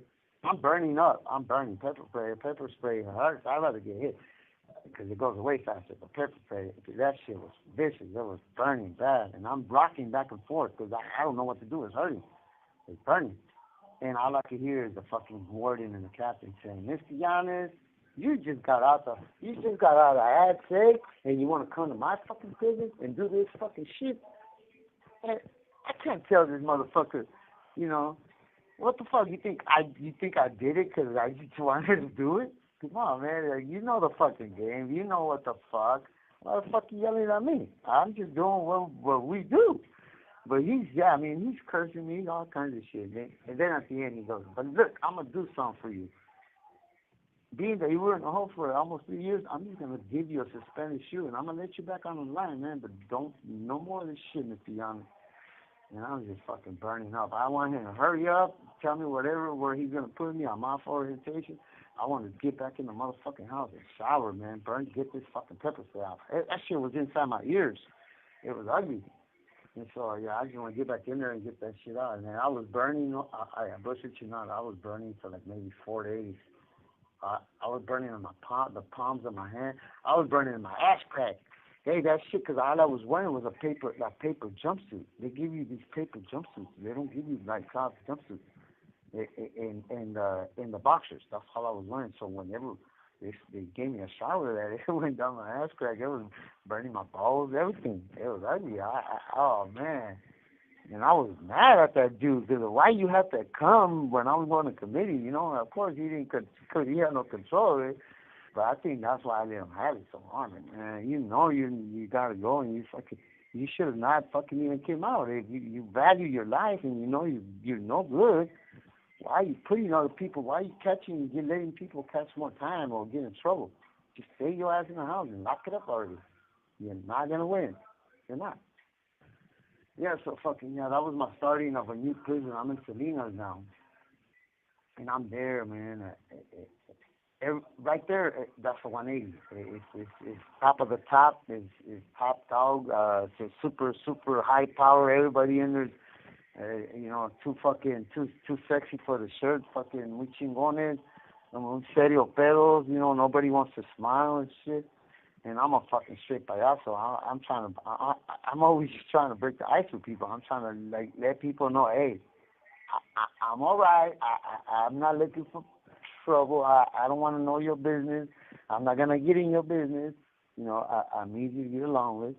Just know that. That's all. That's usually what I do when I meet somebody. You know, I offer them whatever I have.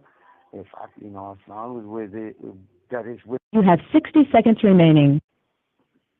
You know what I mean? As long as it's within my budget and you don't fucking, you know, and I give you the hand and you don't want to take the leg too, you know, you don't want to abuse my fucking kindness because there's a lot of them motherfuckers here.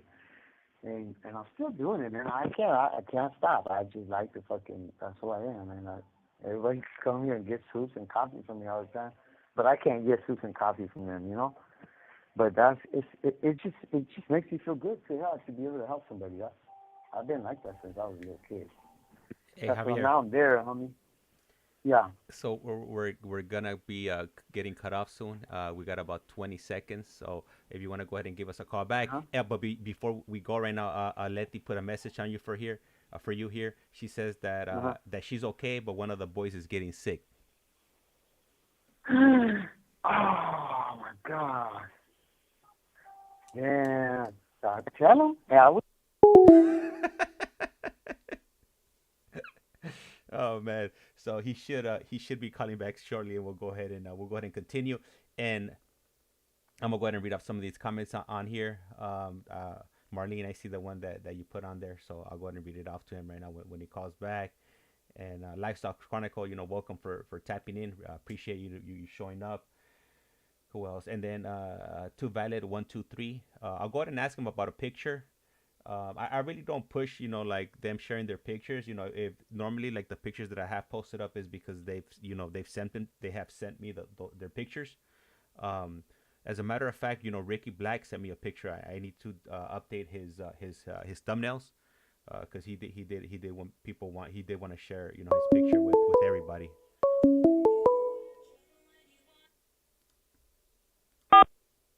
This This Global call is now being Link. recorded. You have a prepaid call from Javier Yanez.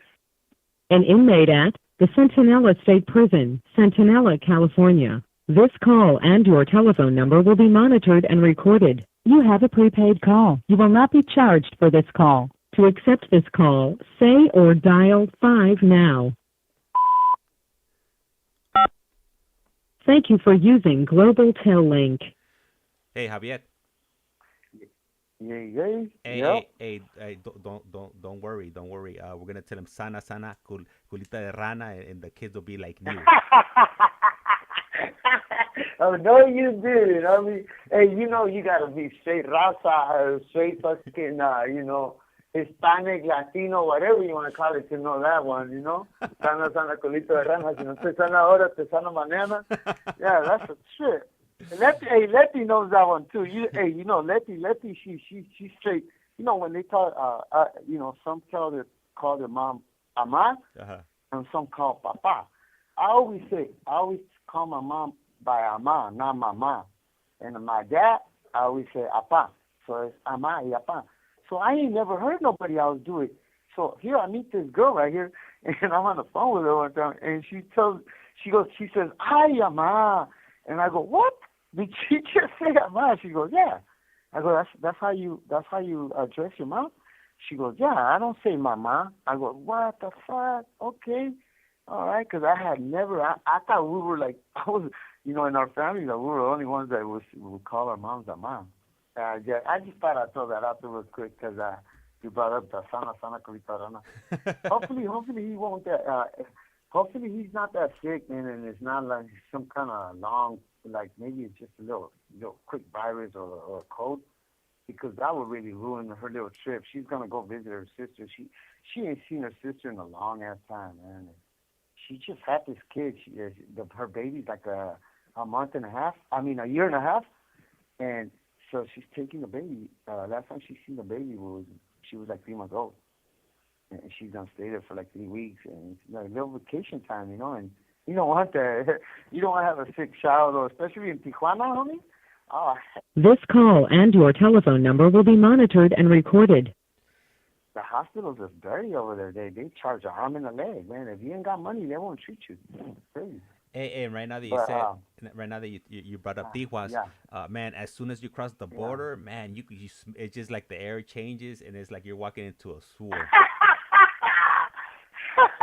It's that little river that, you know how you cross that little bridge? Yeah. The Placita? Yeah. There's green water on you, like it was with a bunch of funk. It's like smell like eggs or something. I don't know, something vicious. You that shit goes in. Yeah, and that shit runs into the ocean. And you know, that's why it took me a long time, homie, to accept like fruit from the sea. You know, you eating this motherfucking fish, and all our shit goes in the motherfucking sea. Yeah, all the garbage goes in the motherfucking sea. And I always wondered, man, nature is something, homie. It's got a way of I mean, God did not make mistakes. So I always tell myself, like, the food is safe, except all the mercury and that all the tuna got. But man, isn't that amazing how a little creature could survive, man, after they dump so much shit into the ocean? Something. Yeah, life is just resilient, you know, like just, you know, when you would think that nothing could survive through it, you know, they somehow they're able to pull through. Hey, but so I got some comments right here I want to go ahead and read off to you. So Felipe, he left a message for you right before he left. So he put, Javier, you are a trip. Blessings from El Paso, Texas. Good night. He's not on anymore. He put that a little while ago. Yeah. And then Marlene put, you know how we were talking about earlier, how you were saying that the little things are what matters to you the most, and she put, always so touching to hear so much joy that they get from these little things. Yes, it really is, man. And you know what? I want to go ahead and say this too, like, man, life is much lighter, homie, when you don't sweat the small shit and you appreciate the little things. When you sweat, like, you know, there's people that sweat something stupid, like they're waiting for story and they shut down the program.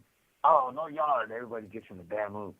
What the fuck? You know, what? What's that going to do? You know, is that going to get your canteen? Is that going to, you know, so yeah, I'm glad, you know, and that's just my own thinking. I didn't read it in a book or nothing.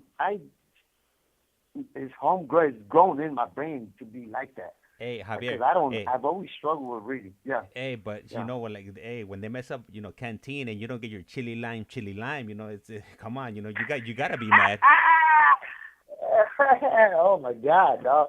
Hey, you know what? Chili limes became a little hard to find now. You know that, right? Yeah, I know. If you find Oh my God! I don't know what happened. I don't know if somebody was hating and told the package company in the canteen, don't sell chili lime no more. It must have been the cops, homie, because like now you be lucky you run into it. Those were the best, homie. I mean, Hey, I'm buying that shit. If I get out, I'm still gonna eat those, huh? I'm sure a few Yeah, people I'm sure a few people got hit, over those chili limes. So they're causing too many yeah, headaches for the yeah, administration. So they're like, hey, we gotta ixnay on the chili lime. yeah, yeah. So look. I know that you mentioned the homie that checked out, that Felipe. So I was about to ask you about that. I was about to ask you, hey, do you really think people actually sit there for a whole hour? Or because we be doing 2 hours, but you know what's Nah, crazy is that I don't feel the 2 hours. I don't feel the time because I've been doing my whole time. Like time to me is it's nothing. Like if you're a lifer and you're paying attention to time, you got problems on me because like it's a trip to me. Like 2 hours to me is like 10 minutes. It's crazy. It's hard for you guys to kind of understand it, but it is crazy. So yeah, I was thinking, man, I don't think. But hey, then no, but it could be like a movie, huh? Like no, but so trip out. this So is for a so 2 hour movie. so people Uh huh. people come in and go. Like at one point, we will get up to 10, then we'll get up to 15, then to 20, and then people will leave. But like the people that are listening, like Elias Man, Letty, Marlene, Lifestyle Chronicles. Yeah. They're in here. They're Yeah. definitely listening. They're dropping comments in here. So there's some That's people that cool. they are really interested in listening to what you have to say, your experiences, your life journey, and they'll sit here. Like I'll do it Yeah. too. Like before I started running this channel.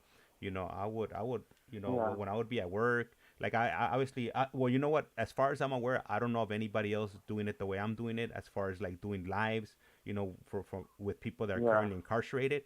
But Yeah. there is a lot of other channels that offer like conversations and whatnot with people that are currently incarcerated, and I'll sit through whatever series they got going on at work. It just all depends Yeah. on the individual. But yeah, no, people are definitely interested. Like right now, the numbers just went up to 15 right now. So a minute ago there were 6 people. Now it's Yeah. 15. People are coming in. Some people like it, Okay. some people don't. But Yeah. there's something for everybody on YouTube. So it's Yeah. definitely bringing in. Yeah. Of course. Of Yeah. course. And, Yeah. And it's a world. It's a world that they don't live in. So I would be doing the same thing. I'm gonna tell you that. Like when I was a kid, that's crazy. What I'm gonna say is crazy. But when I was a kid, I used to see my homies get out the pen hella buff, and I told myself, "Go ahead, yeah, I'm going to prison. I want to get me some muscles like that. I'm gonna get big. I'm gonna get muscles. I mean, I'm gonna go to prison." And it's sad that I was thinking like that. Like I used to look up to these dudes that wearing hella cholo, hella these little clothes that they give you in camp. And yeah, so it's curiosity for people because at that time I was still a good kid. When I used to want to go to prison, I was maybe like 10, 9 years old before I went to juvenile hall. And I got that done quick. I went to juvenile hall hella early, and yeah, and so people are curious because it's a world, man, that it's sad, man. Like we're being controlled, we're being deprived of our freedom, and especially the family visits. Like we can't procreate, we can't have sex. I haven't had the female organ. I don't want to say the word, but I haven't had that in 30 years. In 30 years, I ain't had no coochie, no cookie. So I'm like a fucking virgin all over again. And it's fucked up, man, because God puts us in this earth, man. Like, we're here. He gave us, a female to procreate, man, to make a family, and to see that the man they love, could just take that from you, homie, and make it law. It's mind blowing, homie. Yeah, you could get family visits. You got to get married. You got to have so many fucking rules, so many things you got to pass in order to get it. Now you don't have to be married. Now you could just have a domestic partner. But I mean, I went 27 years without a girlfriend. I mean, like my girl bounced on me like 2 years, 3 years after I started doing my turn. And after she broke my heart, I told myself I'm never gonna let that no bitch in my heart, never. Because that shit hurt, boy. I'm like, man, that was like, it was just, I'm going so much, and then this bitch leaves me like that. I ain't gonna do nothing wrong. I just because I was far, I was way over there in fucking Sacramento, and she's way over here in San Diego. But yeah, so yeah, man, I'm glad, man. I'm glad that they're tuning in and they get a little input, little eye opener, man. And maybe they got kids or they're kids themselves, that they fucking think twice about fucking committing crimes or hanging around the wrong crowd, because when you're in the wrong spot. Our little spidey senses, they kick off and they tell you don't be here. If somebody starts doing drugs, if you don't do drugs, bounce. Don't stay there. Or somebody's doing something that it might get, bounce. Don't stay there. So yeah, I wish man, you don't even know, dog. Like, this is what I gotta live with every day. Even though I sound hella happy, homie, all the time, and I'm always laughing, there's minutes, man. There's times, there's hours sometimes where reality hits me, and I always, every time that happens, I go to my go-to. I turn on the music and I work out. And so sometimes there's times when I work out 4 times a day, because there's nothing else that alleviates the hurt. I hurt. I was like, I hurt. I really do, because I had to keep my mouth shut. And I'm glad, because there's a bunch of little weak ass dudes that don't care, and they get to telling, and they get to snitching, and they don't care if their brother gets killed or their sister. They're just worried about themselves. And so I thank God that I have the strength to hold my mud, and that's why my family's still there. That's why they still look out. That's why, you know what I mean? But yeah, there's times, man, where it just falls heavy on me. I mean, like, But yeah, I'm getting close to the house, dog. I'm going home. I'm going home, and this time is for real. No more cell phones, because that shit fucked me up. No more. Yeah, No I more. thought I was Mr. Chimbon. No more Pornhub.com. No more, homie.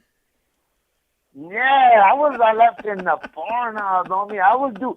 Hey, so I would hit the Pornhub from 9 o'clock, because they do bar lock. I only pull my phone out. I only pull my phone out at bar lock, because I know they're not coming up in this bitch and taking my shit. So that's why it lasted me so long. I didn't use my phone throughout the day like a bunch of dumbasses do. I used my phone as soon as I heard the bar lock.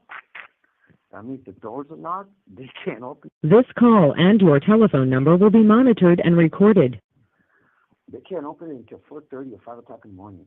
So, man, those were the safe times to use it, and nobody's fucking guarding nothing. Nobody's watching nothing. So, yeah, I would do a little bit of phone calls in an hour and then go straight to I had like a little setup. And it was crazy, man. I could not believe how easy it was. Yeah, but yeah, no more of that, homie.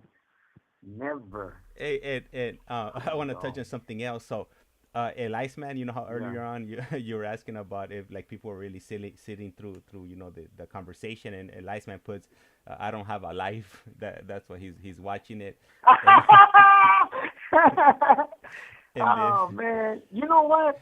That's funny that he says that, dog. He has a life. You have 60 seconds remaining. But I know he's being funny.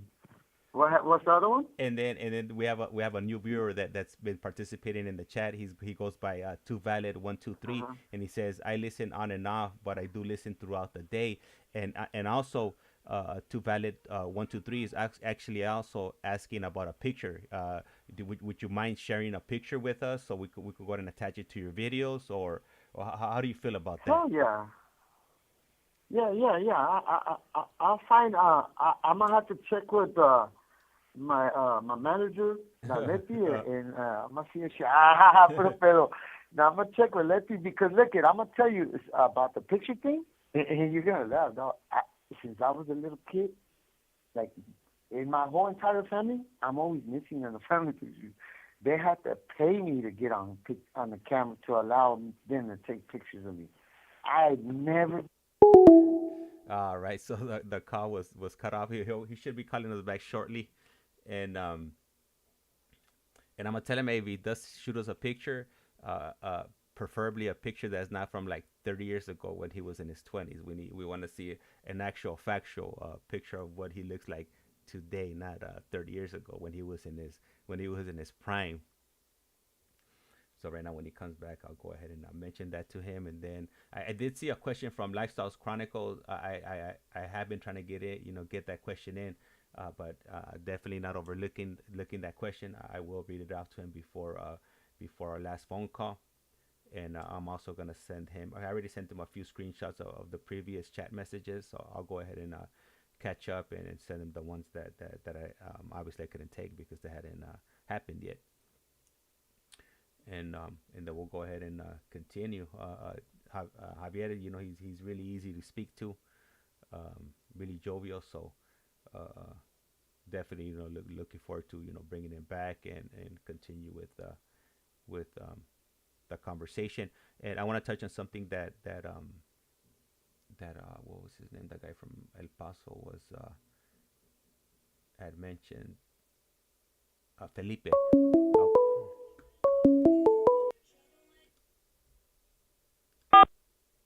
This is This Global call is now Telling. being recorded. You have a prepaid call from Javier Yanez. an inmate at the Centinela State Prison, Centinela, California. This call and your telephone number will be monitored and recorded. You have a prepaid call. You will not be charged for this call. To accept this call, say or dial 5 now. Thank you for using Global Tel Link. Hello, Javier. Hey, sir. All right. So, hey, Yeah. so just, if you do get a picture, sent our way to share with the viewers, preferably we want a picture that's recent, not, we don't want a picture from like 30 years ago when you were in your prime on the street. We want to see, what don't catfish You got it. jokes. No, for sure, of course. Hey, but you know what? This is what I'm gonna do, homie. I'm gonna put a picture of how I looked 2 weeks before because I got pictures of me 2 weeks before I got busted, and I never forget, man. Like even when they took that picture, I wasn't even aware that they took the picture, but when I got this picture, I'm like, what the fuck? Like, man, I remember my Jordans, and that's what gave me up. Like, oh shit, I just got those Jordans. And I remember I got busted 2 weeks after. So yeah, after I know the timeline. So I'm gonna get some pictures of me, so you can see the aging process, man. Like, man, that's just sad. I was a handsome kid, and now I feel I got all. I ain't never been. I don't know. I just never been like one of them kids that think he's all fucking carillas and all this shit. And Letty says I'm all right. She goes, you're not fucking me. Because I always told her, like, I think I'm ugly. But I got high. I'm not saying I have low self-esteem. Because, sometimes, you ever heard of that phrase, verbo mata carita? Yeah.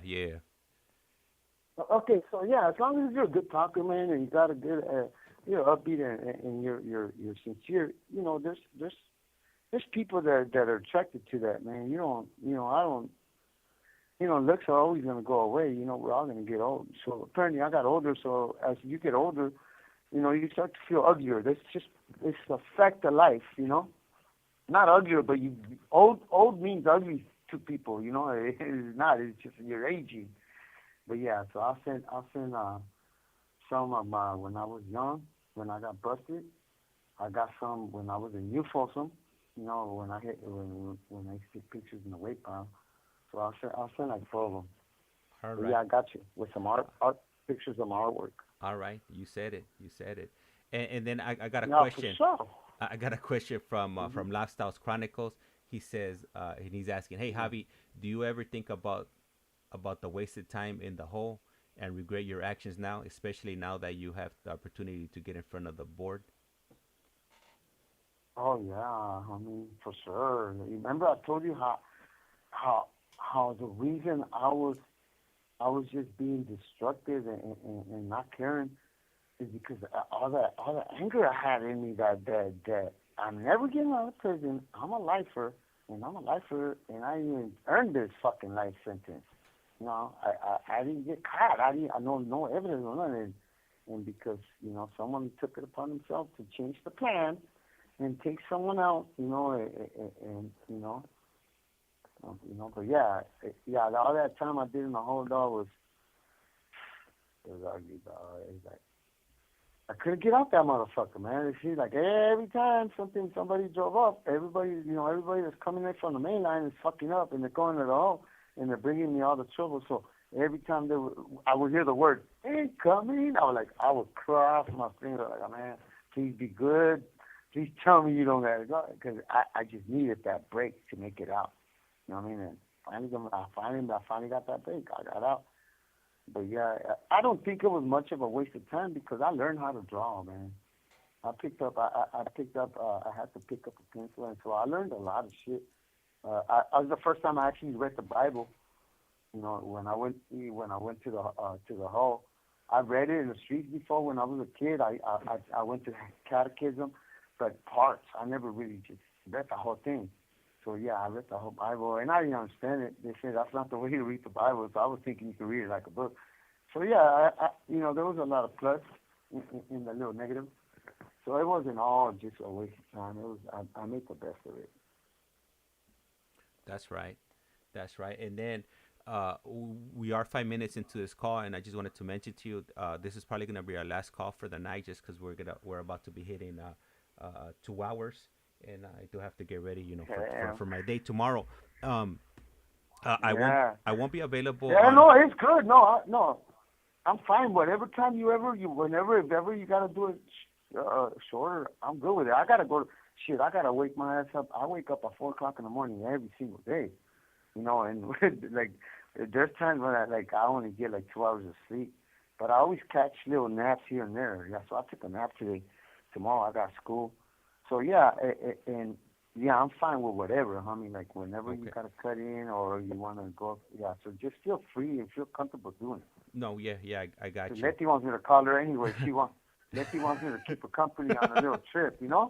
So yeah. she's like, call me right after you're done. So yeah, after this, I'm for sure gonna call her. But yeah, man. So babe, how do you think we should end this? Like, should we just So we'll run into the end. I'm about to transfer to another. We'll leave it. It ended up in the court. I think I went to court and they broke us off the time. Okay. And the homie didn't want to take a deal, so because he didn't want to take the deal, he pretty much fucked us, Yeah. I was only gonna get 2 years, and then I got more restitution. So I'm like, fuck, I was hot. I was like, I have to pay more restitution because this motherfucker right here. But yeah, man. So after this, I think I might end up taking you guys to Salinas Valley State Prison, and right into another fucking riot. I mean, yeah, my God, that one was crazy. So yeah, so I'll be taking you guys there, and again, I'm not trying to glorify nothing. It's all just facts of life in prison, and some of the shit you just cannot control, man. Like, there's dudes in here that spend their time being super cautious that end up getting in more trouble than me, that I'm not that cautious. So you can't let it control, like, let the fear and the paranoia really fuck you, man. They'll fuck you up, dog. Like, you'll be one of them fools that'll get the stuttering and can't look people in the eye, and you're like walking hella paranoid, and you're getting write-ups for fucking stupid shit. There's this dude in here that walks today or yesterday when I was doing dips. I was doing push-ups and dips, and this dude, as I went off the dip bar, he could have walked anywhere else in the perimeter. Guess what this fool decides to walk? He decides to walk between me and the dip bar, homie. He didn't do it on purpose, but I called him. I go, come here. There's some Moreno, and I told him, hey, homie, what the fuck, dog? Like, you pick this little spot where I'm working out to walk across when you got this big ass fucking... This call and your telephone number will be monitored and recorded. He didn't have an answer for it. He looked at me like I was crazy. But yeah, man, so this is little things, man, that it's just hard to believe sometimes. Like, yeah, my God. He tried to call me like an hour later, and he tried to apologize, and I told him, no, I'm not. I mean, if you don't know, if you don't believe that there's nothing wrong with it, man, you got you got a whole lot of shit to go through because he's only been in prison like 3 years. And he like, what? I was just walking. I was like, yeah, homie, but look it, I'm right here. This is the Deported. This is me. I'm not even too, like you almost grazed the tip of my fucking nose, homie, when you walk across. The fuck, you know, somebody would have just punched that fool, you know, but. Yeah, I'm trying to go home. I'm being very fucking passive. I mean, you know, it's shit go. But yeah, shit's almost fucking. Well, we got like about 5 minutes on. Yeah, and I actually want to ask you a question that Marlene asked here on the chat a few minutes ago, and she wants to know. She's Yeah. asking, are they ever worried putting their full names and photos up here, like if anyone still has some No, grudges against them for locking it up? nah, because look, man, I'm gonna tell you like this. You got those. There's two kind of people that lock up. I mean, you got the people that lock up because they owe money and they ran a month, or they told them somebody important, and you got the ones that came on this side because they're trying to get they're trying to enhance the chances of getting a release date because of lifers and nobody wants to die in prison. You know, that's an ugly thought, like dying in prison. You know, like you don't want to die in prison. You lonely. You're gonna feel like I feel lonely and I'm alive. Imagine just the thought of dying and nobody even claiming your dead body, nobody even caring. So yeah, like you feel like your soul is just gonna stay and linger. So nobody wants to die in prison. So a lot of people started coming on. This call and your telephone number will be monitored and recorded. You start coming on this side, you know, because the chances are greater. So like some have issues and some don't. You know, like there's nobody that I could run into that could say, hey, you fucking told on me and you gave up, you gave homeboy up. No, I gave me up. I gave up all my fierros. You remember I was telling you about the I don't know if I told about because when you lock up, they ask you shit. You gotta give them some. So I gave them my weapons. They were buried. They were in the walls. I cut holes in the walls, and they were there for years. And we used to call them the AK-47s because they were big ass bone crushers. So I gave those up, you know. But you know, people got mad, you know. But I didn't give nobody up. Nobody got in trouble but me because it was my fierro. So I wrote it. So like some people are open about it, and you know, it's not that it's not like that no more. Locking it up is. It's not even called locking it up no more, man. It's called like dropping off, like he's a drop off, like he's done, But yeah, I'm fine with it, man. I have no problems. I have no issues with nobody. You know, I'm pretty sure, you know, that it's all right. It's gonna be good. So yeah, unless you're a scumbag, you know, I know some fool that Latinos who I'm talking about. This dude's just scumbaggers. Like he goes around borrowing $10 here, $5 here, $20 here, $30 here, and promises you to pay him a store, and he never pays nobody. And this dude does still doing it. He gets fucking stabbed. He gets punched all the time. He gets stabbed while he's on the phone, and he's still doing the same shit. And the only conclusion I come up with is he's trying to commit suicide by inmates. Because what the fuck are you thinking, boy? You know? Because I don't ask Lefty. I told Lefty, I go, this fool's got to be retarded, you know? And, yeah, so, yeah, this dude is, you know, he probably wouldn't want to put his name up. But maybe, yeah, it all depends who the person is and what form you left, well, which way, how you did it when you left. Me, I came over here because they wanted me to kill my celly, and I was not going to do it because my celly was my homie from my hood, and he was like my brother. And I was good. I did not want to do it, homie. So I told him, let's go, dog.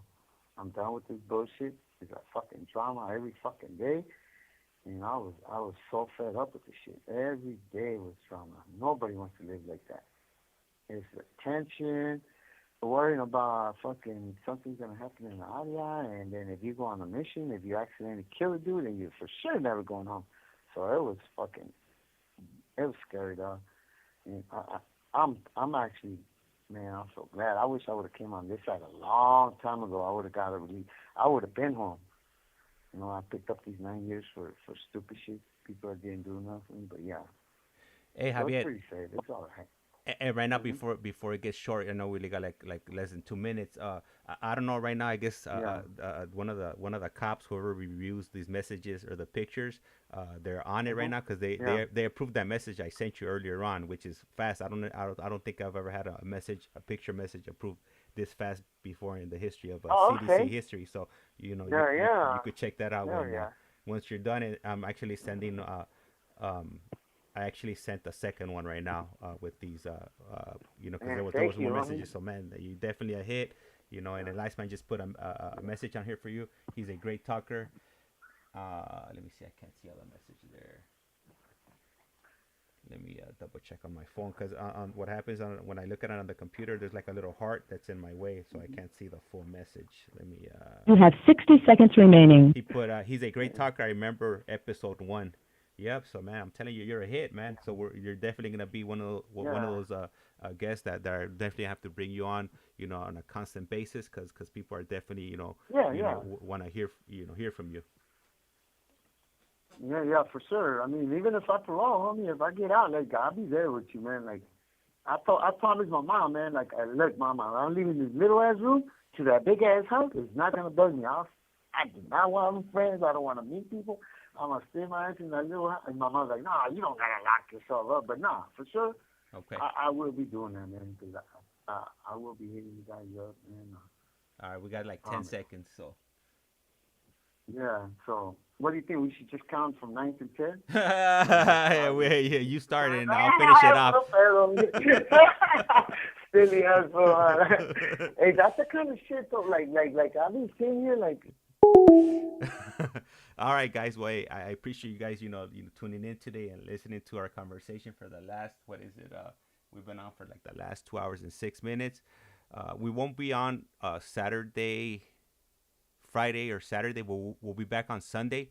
On Sunday, we should have Jesse and David come on about 4 o'clock. So what I'm gonna do is I'm gonna go ahead and set it up so you guys go get that reminder, and then I'll figure out at what time we could bring Javier on. I don't know if it'll be before David and Jesse or after, but I'll figure it out. So for sure on Sunday we're gonna at least have one live stream. If possible, we'll go ahead and do two different ones. And with that, I wish you guys a good night, and we'll definitely definitely be hearing back from us. You guys go ahead and have a good night.